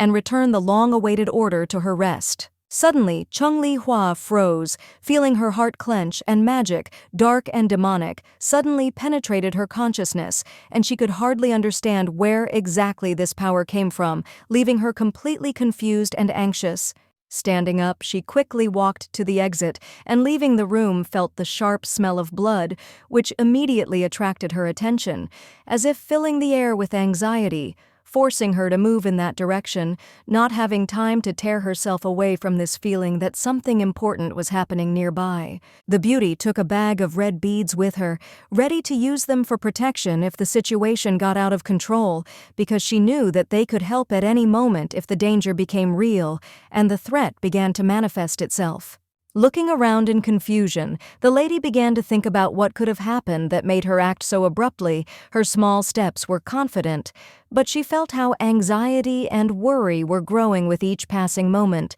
She was wearing a pink dress that rustled slightly as she moved. Quietly, like a real shadow, the little girl began to eavesdrop on someone's conversation. Standing around the corner, her small steps made no sound, and she was like a cat, ready to slip away at any moment if she was discovered. But her curiosity was stronger than her fear. A maid was kneeling, her figure looking fragile and vulnerable in the dim light, but in front of her stood a tall, powerful figure in dark clothing and a mask, like something dark and terrible, ready to destroy everything in its path. The man threatened the maid with his sword, its tip glittering in the semi-darkness, and his voice sounded cold and menacing, like a knife cutting through the silence, as he demanded that she tell him where the child he had come for was, leaving her no choice. The black-haired spy, his gaze not hiding the tip of his sword, said that he was ready to give the maid a quick and easy death if she immediately told him where the child was, and his words were filled with such determination that her heart was filled with anxiety. Chung Li Hua quickly walked towards the exit. Her steps were determined and confident as she decided that she had to call for help, and in her hands she clutched the magic staff as a symbol of her determination and strength to face any threats. But the wand suddenly began to resist, as if magic itself sensed danger, unwilling to move on and resisting, as if it felt the same fear and anxiety as its owner, not wanting to leave at that moment. Suddenly, as if the nightmare itself had come to life, the killer appeared behind the girl. His figure was sinister and frightening, and the mask hiding his face was covered in blood, which gave him an even more terrifying and threatening appearance, and he slowly approached her. The man, approaching the girl, grinned, took off his mask, and when it fell to the ground, it turned out that along the corners of his mouth there were deep scars, like traces of long-forgotten battles, and he said that she saved him precious time by coming straight into his arms. The little girl, feeling her heart begin to beat faster and faster, tried her best not to show her fear. However, her body did not obey, and with every step back, she felt how panic was growing, although she tried to hold on, not allowing herself to retreat. The man walked slowly and confidently after her, his footsteps muffled, his voice low and frightening, penetrating the darkest corners of her mind as he mockingly declared that he was a real monster, asking if she was afraid of being at his mercy. Answering his question regarding what happened to his face, the young man said with a cold grin that it was the result of his mentor's actions, who could not stand the crying of his ward in childhood and decided to punish him in this way, leaving terrible marks. With a heavy sigh, the man continued to complain about his cruel teacher, who tore off the nails of his students for the slightest mistake, as if his suffering was as deep as his cruel actions, which left marks on his soul.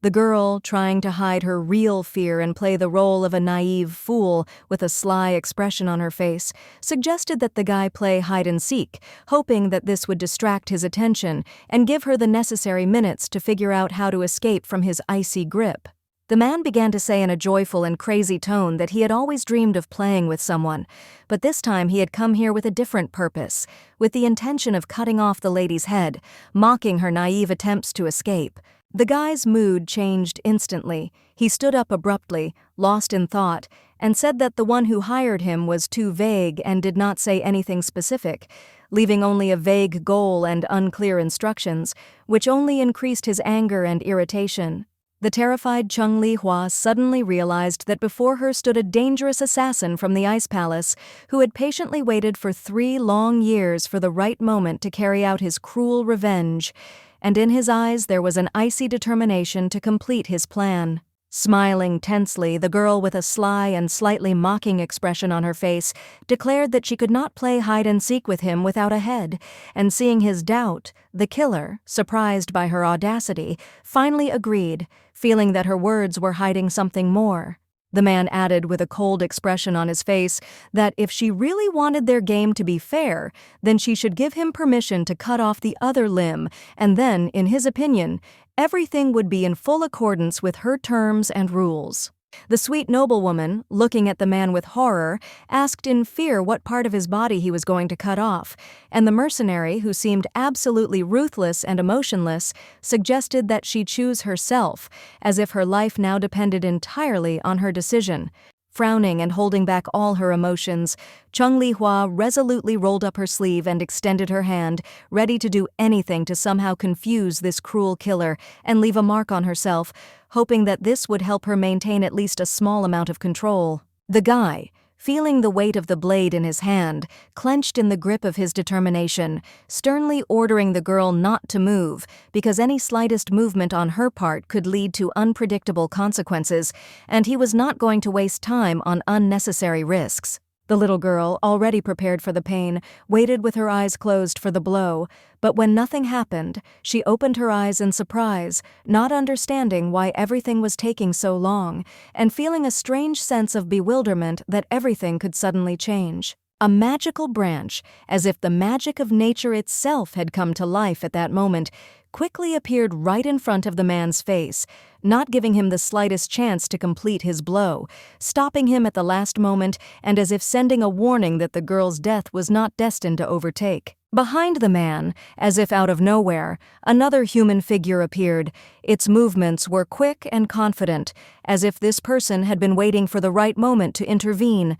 and now the time had come to act to save the girl. It was a maid, her face full of determination. She grabbed the mercenary by the belt with lightning speed, decisively ordering her mistress to run away immediately, realizing that they had to flee, because if they stayed, they would both die. Without wasting a second, Chung Li-hua, feeling her heart pounding wildly, broke into a run with desperate determination, with one hand tightly clutching the bag, which was not just an object for her, but her last chance for salvation and a chance to escape from the killer's clutches. The killer, not wanting to lose his prey, followed her at a quick pace, his determined steps echoing in her ears, and the sound of his shoes screeching across the floor was a terrible reminder that he would not stop until he caught the young girl. Quickly, the little girl, holding her breath, slipped into one of the empty rooms, her body trembling with fear and her heart pounding wildly because she understood perfectly well that every move she made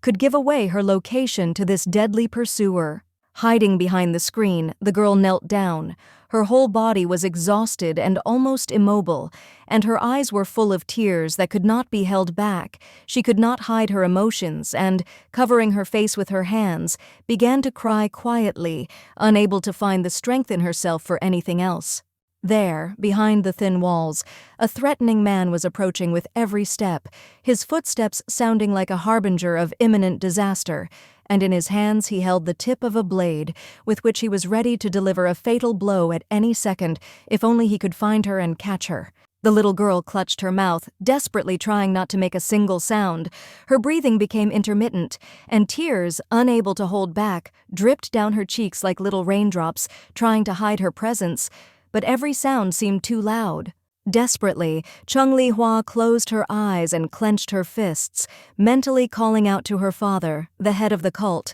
hoping for his help and salvation. But despite all her desperate requests, there was no answer, not even the slightest sign that he heard her, only deafening silence. Suddenly, a familiar voice was heard next to her, quietly but confidently calling her name, and she turned around in surprise, not believing her ears, because she could not understand where it could come from at such a moment when it seemed that her death was inevitable. The young girl turned around and was shocked to see the cute Ak Woo Ron standing next to her, her old friend whom she had not expected to see, and a storm of emotions instantly arose in her chest, because there was no time to understand how he ended up here and that he had come right now. Chung Li-hua was overjoyed to see her old friend. Her heart beat faster, and tears appeared in her eyes that she could not hold back, because at that moment when she was so scared, the appearance of Ak Woo Ron became a real salvation for her.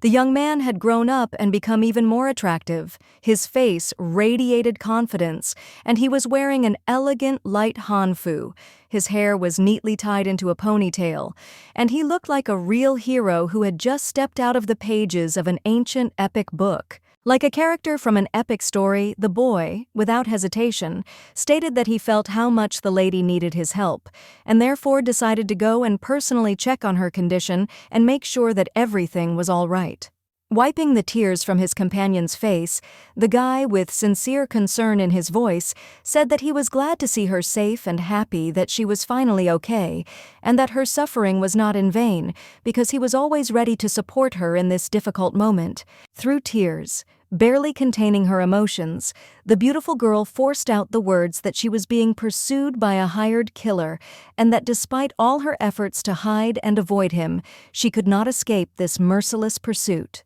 The young man, taking her hand firmly, said firmly and calmly that she should not blame herself for the death of the servants, because everything that happened was the result of cruel circumstances, and she should not feel guilty for those events that were beyond her control. After these words, he extended his hand and helped his companion to her feet, and then, with determination in his eyes, he showed her a hidden passage that would lead to the city, where she could hide from her pursuers for a while and avoid possible danger. Hidden in the depths of an old closet, the secret passage gaped with impenetrable darkness, from which a cold blue, and inside, in its very core, barely discernible in the semi-darkness, a man's hand was visible, tightly clutching the open door. The girl, clutching her magic staff and bag tightly to herself, could not bring herself to leave the young man alone with the mercenary, feeling that it would be difficult for him to cope with the threat alone, and her heart sank with anxiety. Ak Woo Ron, noticing her fear and hesitation,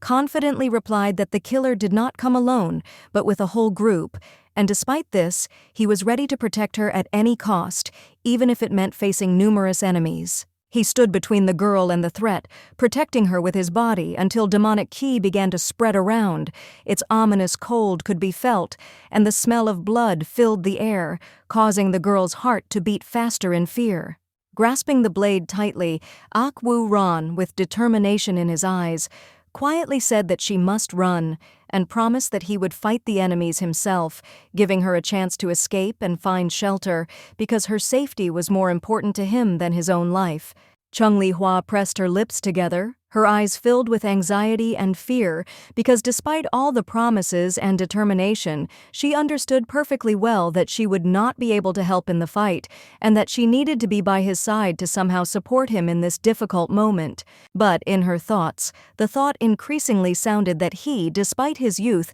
would soon become much stronger than he was now, and would turn into a great warrior who would be able to stand against the most terrible threats, protecting himself and his loved ones. Not wanting to part with him, the girl grabbed his shoulders tightly, squeezing them with her hands, and felt her heart beating heavily in her chest, because despite his courage and resilience, he was only a teenager, and she could not leave him alone at such a moment. Chung Li-hua, with bitterness and deep regret in her voice, reminded him that he had said earlier that he hated her, and now she could not understand why he would suddenly risk his life for her, when everything between them seemed so complicated, confusing, and contradictory. The young man, meeting her gaze, froze for a moment, and his eyes reflected a multitude of emotions. In his thoughts, he realized that he did not hate her at all, and these words, spoken once, were only the result of rage and pain that he hid from her, afraid to admit even to himself his feelings. He carefully took the little bag she held out to him from her hands, and for a moment their fingers touched, leaving an unforgettable mark on his heart that he could not shake off, as if this gesture were a sign of feelings and deep affection that had been hidden all this time. Ak Woo-ron, sighing quietly and with a bit of confusion, admitted that he didn't know exactly why he did this, but something in him always pulled him to take care of her. And these words, full of tenderness and care, he said as a true confession, which he kept silent about for so long, hiding his feelings. Then, with a gentle push, he directed her towards the passage, ordering her to run, and his voice sounded firm and decisive, as if he was ready to sacrifice himself if only she would be safe, because her life was more important to him than anything else, and he could no longer watch her suffer. The boy, with determination in his voice, told her to find the biggest house in the city and hide there, where she would be safe, as he understood that this was the only way she could escape the impending threat and save her life. Before the girl could take a single step, the doors to the room suddenly burst open with a bang, and the very same killer she had tried to avoid for so long appeared on the threshold, his eyes full of malice and determination to complete his mission without leaving any living traces. At this time, in another place, So-ren was sitting in the clan leader's office, her face calm and confident, and she was proudly praising the young mistress, admiring her outstanding talents and how she skillfully dealt with any difficulties, astonishing everyone with her courage and determination. The maid was amazed at how smart and clever this girl turned out to be, because her outstanding intellect and intelligence significantly exceeded all expectations, and she could not help but admire such rare and valuable qualities for her age. The man took the cup with the drink, slowly sipped a little, and then, with mild interest, asked what progress the girl had made in studying martial arts, inquiring how much she had managed to master the technique and what she still had to learn in the future. The woman said with a smile and full of confidence that the little girl had no problem accumulating chi, which meant that she would be able to successfully cope with her studies and combat missions in the future without experiencing difficulties on this path to her improvement. The man put the cup on the table, lost in thought about his daughter, sincerely hoping that she would be happy, find a loving husband, have children, and live a long, peaceful life filled with joy, harmony, and true happiness. Looking at his reflection in the teacup, Go Young-ma could not help but recognize his daughter's truly outstanding talent. He knew that it would be much more useful for her to learn military skills and learn to live in such a way that no one would dare to look down on her. Standing up from his seat, the man was about to return to the house, but was stopped by So-ren's voice, which sounded unexpectedly, causing him to turn around again and pay attention to what was happening around him before he took the next step. Go Young-ma treasured the memories of his daughter in his mind, especially the times when she would hug his hand so sweetly and tenderly, and these memories always made his heart move with the warmth and care she gave him. Go Jung-ma looked towards the memories with a slight smile, and they, like a warm blanket, warmed his soul, reminding him of the true happiness he once experienced, and the love that did not fade despite the passing years, illuminating the dark corners of his heart. When suddenly the servant opened the doors, holding a bloody blade in his hands, loudly called out to his master. His clothes were covered in blood and his face was distorted with horror, which made him act with unusual haste, obviously being in deep shock and panic, not knowing how to convey the terrible news. Falling to his knees before Go Young-ma, the servant announced with a trembling voice that their palace was under attack by people from the north, and this threat made Go Young-ma wary, preparing for the possible danger that threatened everything he loved. Go Young-ma frowned, his face became tense, and calmly asked if the elders weren't there to guard, while So-ren, who was standing behind, covered her mouth in horror, realizing that the situation was much more serious than they could imagine. The servant, with a trembling voice, began to tell that the elders had left, having decided to take revenge on the northerners for their cruel actions, and while they were leaving the house, the scoundrels, taking advantage of their absence, attacked their monastery, destroying everything that was dear to them. So-ren felt a sudden dizziness, because at one moment she realized that the lady was left alone in the house, without protection and help, and the thought that she might be in danger awakened in her a worry that did not give her peace. Furiously, with icy calm, the man declared that what had happened was a carefully planned act of sabotage, and although he hid his anger, his face could not hide the determination and cold fury that burned in his eyes. So-ren, falling to her knees before the master, with a sincere request and a trembling voice, begged him to allow her to immediately return to the palace, to their home, to protect the young lady, because she could not remain in such a situation, knowing how great the threat was. But when she received only silence in response, the girl, without hesitation, raised her head, feeling a question hanging in the air that no one was in a hurry to answer, and her gaze tried to find at least some kind of answer in the silence, which became more and more alarming and oppressive. But in the room where everyone had recently been, there was now no one except for two maids who were sitting on the floor, looking confused and completely lost, their eyes unable to understand what was happening and who would now make decisions in this situation. The hurried footsteps echoed down the corridor, filling the space with an alarming sound, as if the darkness itself was absorbing the sound, and the ominous silence around was becoming thicker, as if something inevitable was about to happen at any moment. Woo-ran stood motionless, not moving, his gaze directed forward, and in front of him, like a shadow, the figure of the killer appeared, who, without blinking, asked where the girl had gone. His voice was quiet, but full of confidence, menace, and ruthless determination. The man, with a fierce determination on his face and a mad smile, threatened to kill the boy if he did not reveal the whole truth. His gaze was cold and uncompromising, and his words penetrated the soul, causing only horror and a feeling of inevitability of his threats.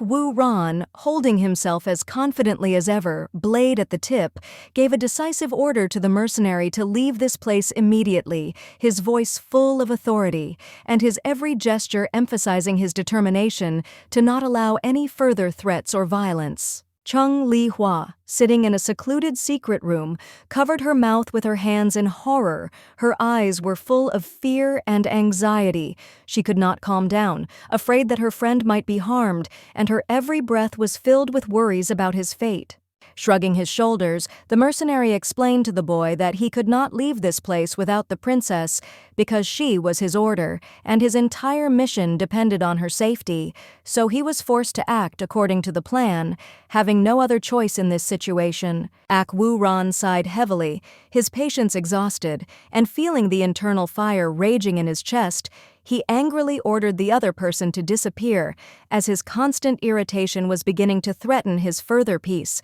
and he was not going to tolerate it any longer. The man didn't like this, his face distorted with anger, and he, without hiding his displeasure, called the boy a rude person, and a sarcastic note sounded in his voice, with which he unashamedly showed his contempt and dissatisfaction with Woo-ran's behavior. Slowly, with a cold, confident smile on his face, he began to approach the boy, sarcastically commenting on his trembling, as if this fear was clear evidence of his weakness, and there was a bitter mockery in his words, as if he were the height of strength. As their swords clashed, a spark flew and, as if on cue, a brutal fight began, full of fury and desperation, each blow precise and decisive, and the air filled with energy, as if a harbinger of the inevitable end to their confrontation. Soon the other murderers arrived, and looking at them, the chief with cold determination ordered them to play with the boy, to amuse themselves a little, while he himself went about searching for the girl, for time was of the utmost value, and he could not afford to lose a second. Woo-ran was wounded, and was holding on with his last strength, feeling his body weakening with each passing moment, But he continued to fight, because there were numerous enemies in front of him, and he was alone against an entire army, which made his situation much more difficult. The frightened Chung Li Hua sat in the secret room, covering her mouth with her hand so as not to give herself away. Her eyes were full of fear, and her every glance was filled with anxiety, as if everything around her was becoming a threat, and in her every movement there was a sense of hopelessness. As she cried, she realized that she could do nothing to help her friend, clutching the bag helplessly in her hand, feeling her own helplessness consuming her as fear and despair grew, and despite her efforts, she could offer no real help. In her mind, she prayed for the boy to survive, because Ak Woo Ron was the main character of this story, and there was no place in this world for him to die an inglorious death. He should not give up, because his destiny was far from complete, and he still had a lot to overcome. And she herself, despite everything that was happening around her, was preparing to run away as quickly as possible, deciding that the first thing she should do was call for help to get him back, because only she could try to change the course of events if she managed to do it in time. Suddenly she froze in place, unable to move, as the footsteps that had been clearly heard until then suddenly stopped. A terrible thought, like an icy wind, penetrated her mind.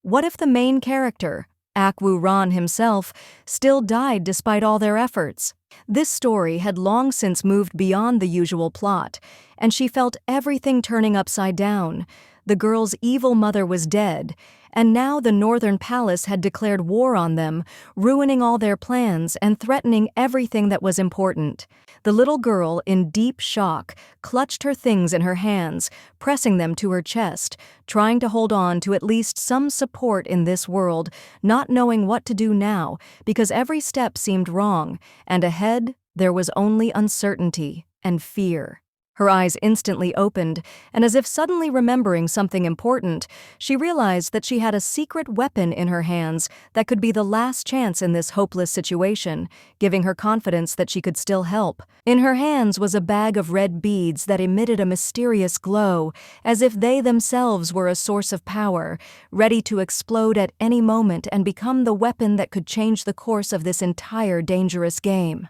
The beauty hugged the bag tightly to herself, feeling how its weight became her last support, and resolutely, despite all the danger, decided to go and help her friend, realizing that now she must become his salvation in this cruel world. The mercenaries, lifeless on the floor, seemed dead. Their bodies were covered in blood, and even time seemed to have stopped, as they succumbed to neither life nor death, leaving only traces of violence on this terrible field of brutal battle. Ak Woo Ron was barely able to stand on his feet, and his efforts seemed to have no end, because the attackers did not leave him the slightest chance. Their attacks were merciless and indomitable, and every step they took brought him closer to the abyss, but he stood, fighting to the last. The young man was covered in bleeding wounds, his entire body was bleeding, and his breathing became heavy and intermittent, but he clutched the hilt of his sword, ready to fight to the last, despite his weakness, for his determination was stronger than any pain and fear. His hand, trembling from fatigue, held the sword with difficulty, but his thoughts were only about the girl, about how she could find shelter and run away, hoping that the young noblewoman could find a way out while he had the chance to protect her even for a moment. Suddenly, he heard a creak coming from the place where the exit was, and in the blink of an eye he turned around, peering warily into the dark corridor, waiting for the appearance of someone or something that could change the course of this tense and dangerous moment. There appeared a girl who arrived in time and saved him from being hit by another opponent's blade. Her determination and courage proved stronger than her fear, and at that moment she became his hope, pulling him out of the abyss of despair, pain, and mortal threat. The two of them, completely exhausted, fell to the floor, unable to stand any longer, and the noblewoman, clutching the bag in her hands, tried to maintain at least some clarity in this chaos, not giving in to despair and not losing her fortitude and determination in this dangerous world. Ak Woo Ron immediately sat up, trying his best not to show his weakness, and asked the lady if she was okay. His voice sounded hoarse, but there was deep concern and worry in it that she would be okay despite their dire situation. She gave him a short, sweet smile, her eyes shining with confidence, as if she could turn the world around and promise that everything would be fine with them, the feminine words sounding like gentle consolation, filling his soul with warmth and sudden hope. The handsome man stared at his companion in bewilderment, not understanding why she had not left, but had stayed nearby when it seemed that it would have been better for her safety to leave, because the danger was so close that any moment could have been decisive. Ak Woo-ran became wary when he suddenly heard a noise. His intuition told him that the time for distractions was extremely inappropriate. Enemies, rivals, they were surrounded on all sides, and every step could lead to even greater danger. The blade was stuck into the floor, its edge biting deep into the wood, leaving behind only the sounds of metal tearing through the silence, a symbol of how close the threat was and how little chance there was for survival in this bloody encounter. The young man covered his companion with his body, protecting her from possible danger, not giving her even the slightest chance to be injured, because his only goal at that moment was to ensure her safety, despite his own injuries and fatigue. Ak Woo-ran then asked why the lady had come back here, to which she replied that she had magic beads that could help them in their current situation, saving them both from the imminent disaster they were in and giving them a chance to be saved. Young Ak Woo-ran turned to her in shock, not believing his ears, as he realized that these beads could be the key to their salvation, and now they were the only chance to survive, while the danger continued to approach with each passing moment. The girl apologized for causing him trouble, and her voice trembled with emotion, while the guy himself, despite his pain and fatigue, thought about how to use the beads correctly and how to distract his rivals so that they would have at least a little time to save themselves. Ak Woo-ran immediately realized that her behavior had changed because she stood in front of him as if she was ready to do anything to save them, and it was clear he had been rude to her earlier, and now she might have done it not only for herself, but also to atone for her guilt. The little girl cried, asking for forgiveness for being a burden and causing him trouble, her voice trembling and tears streaming down her cheeks, because she felt guilty for everything that happened, despite her determination to help him. The warriors, however, stopped attacking as if they had received a signal and now stood waiting for their leader. Apparently they were waiting for a command because the young lady appeared, and this became for both Ak Woo-ran and the girl a moment of hope that everything could change. The girl still held the bag of beads tightly in her hand, but despite this, she felt that her position remained unsafe because the surrounding threat did not disappear, and every step could be her last if she did not take action. Suddenly, unable to restrain himself, the young man asked the girl if she still decided to leave this place. Could she give him the bag of beads and promise that next time she would bring persimmon, which was so tasty and which he loved so much? The girl was a little confused, but trying to be honest, she answered that the doors to his house were closed, to which Ak Woo-ran with a slight smile said that he would open all the doors for her to come in and would accept anything she brought, even if it was candy. These words gave the boy confidence and joy, and a warm smile appeared on his face, because after everything they had been through, he finally felt that their relationship had become the same, as if the heavy burden of misunderstanding had disappeared, giving way to quiet trust.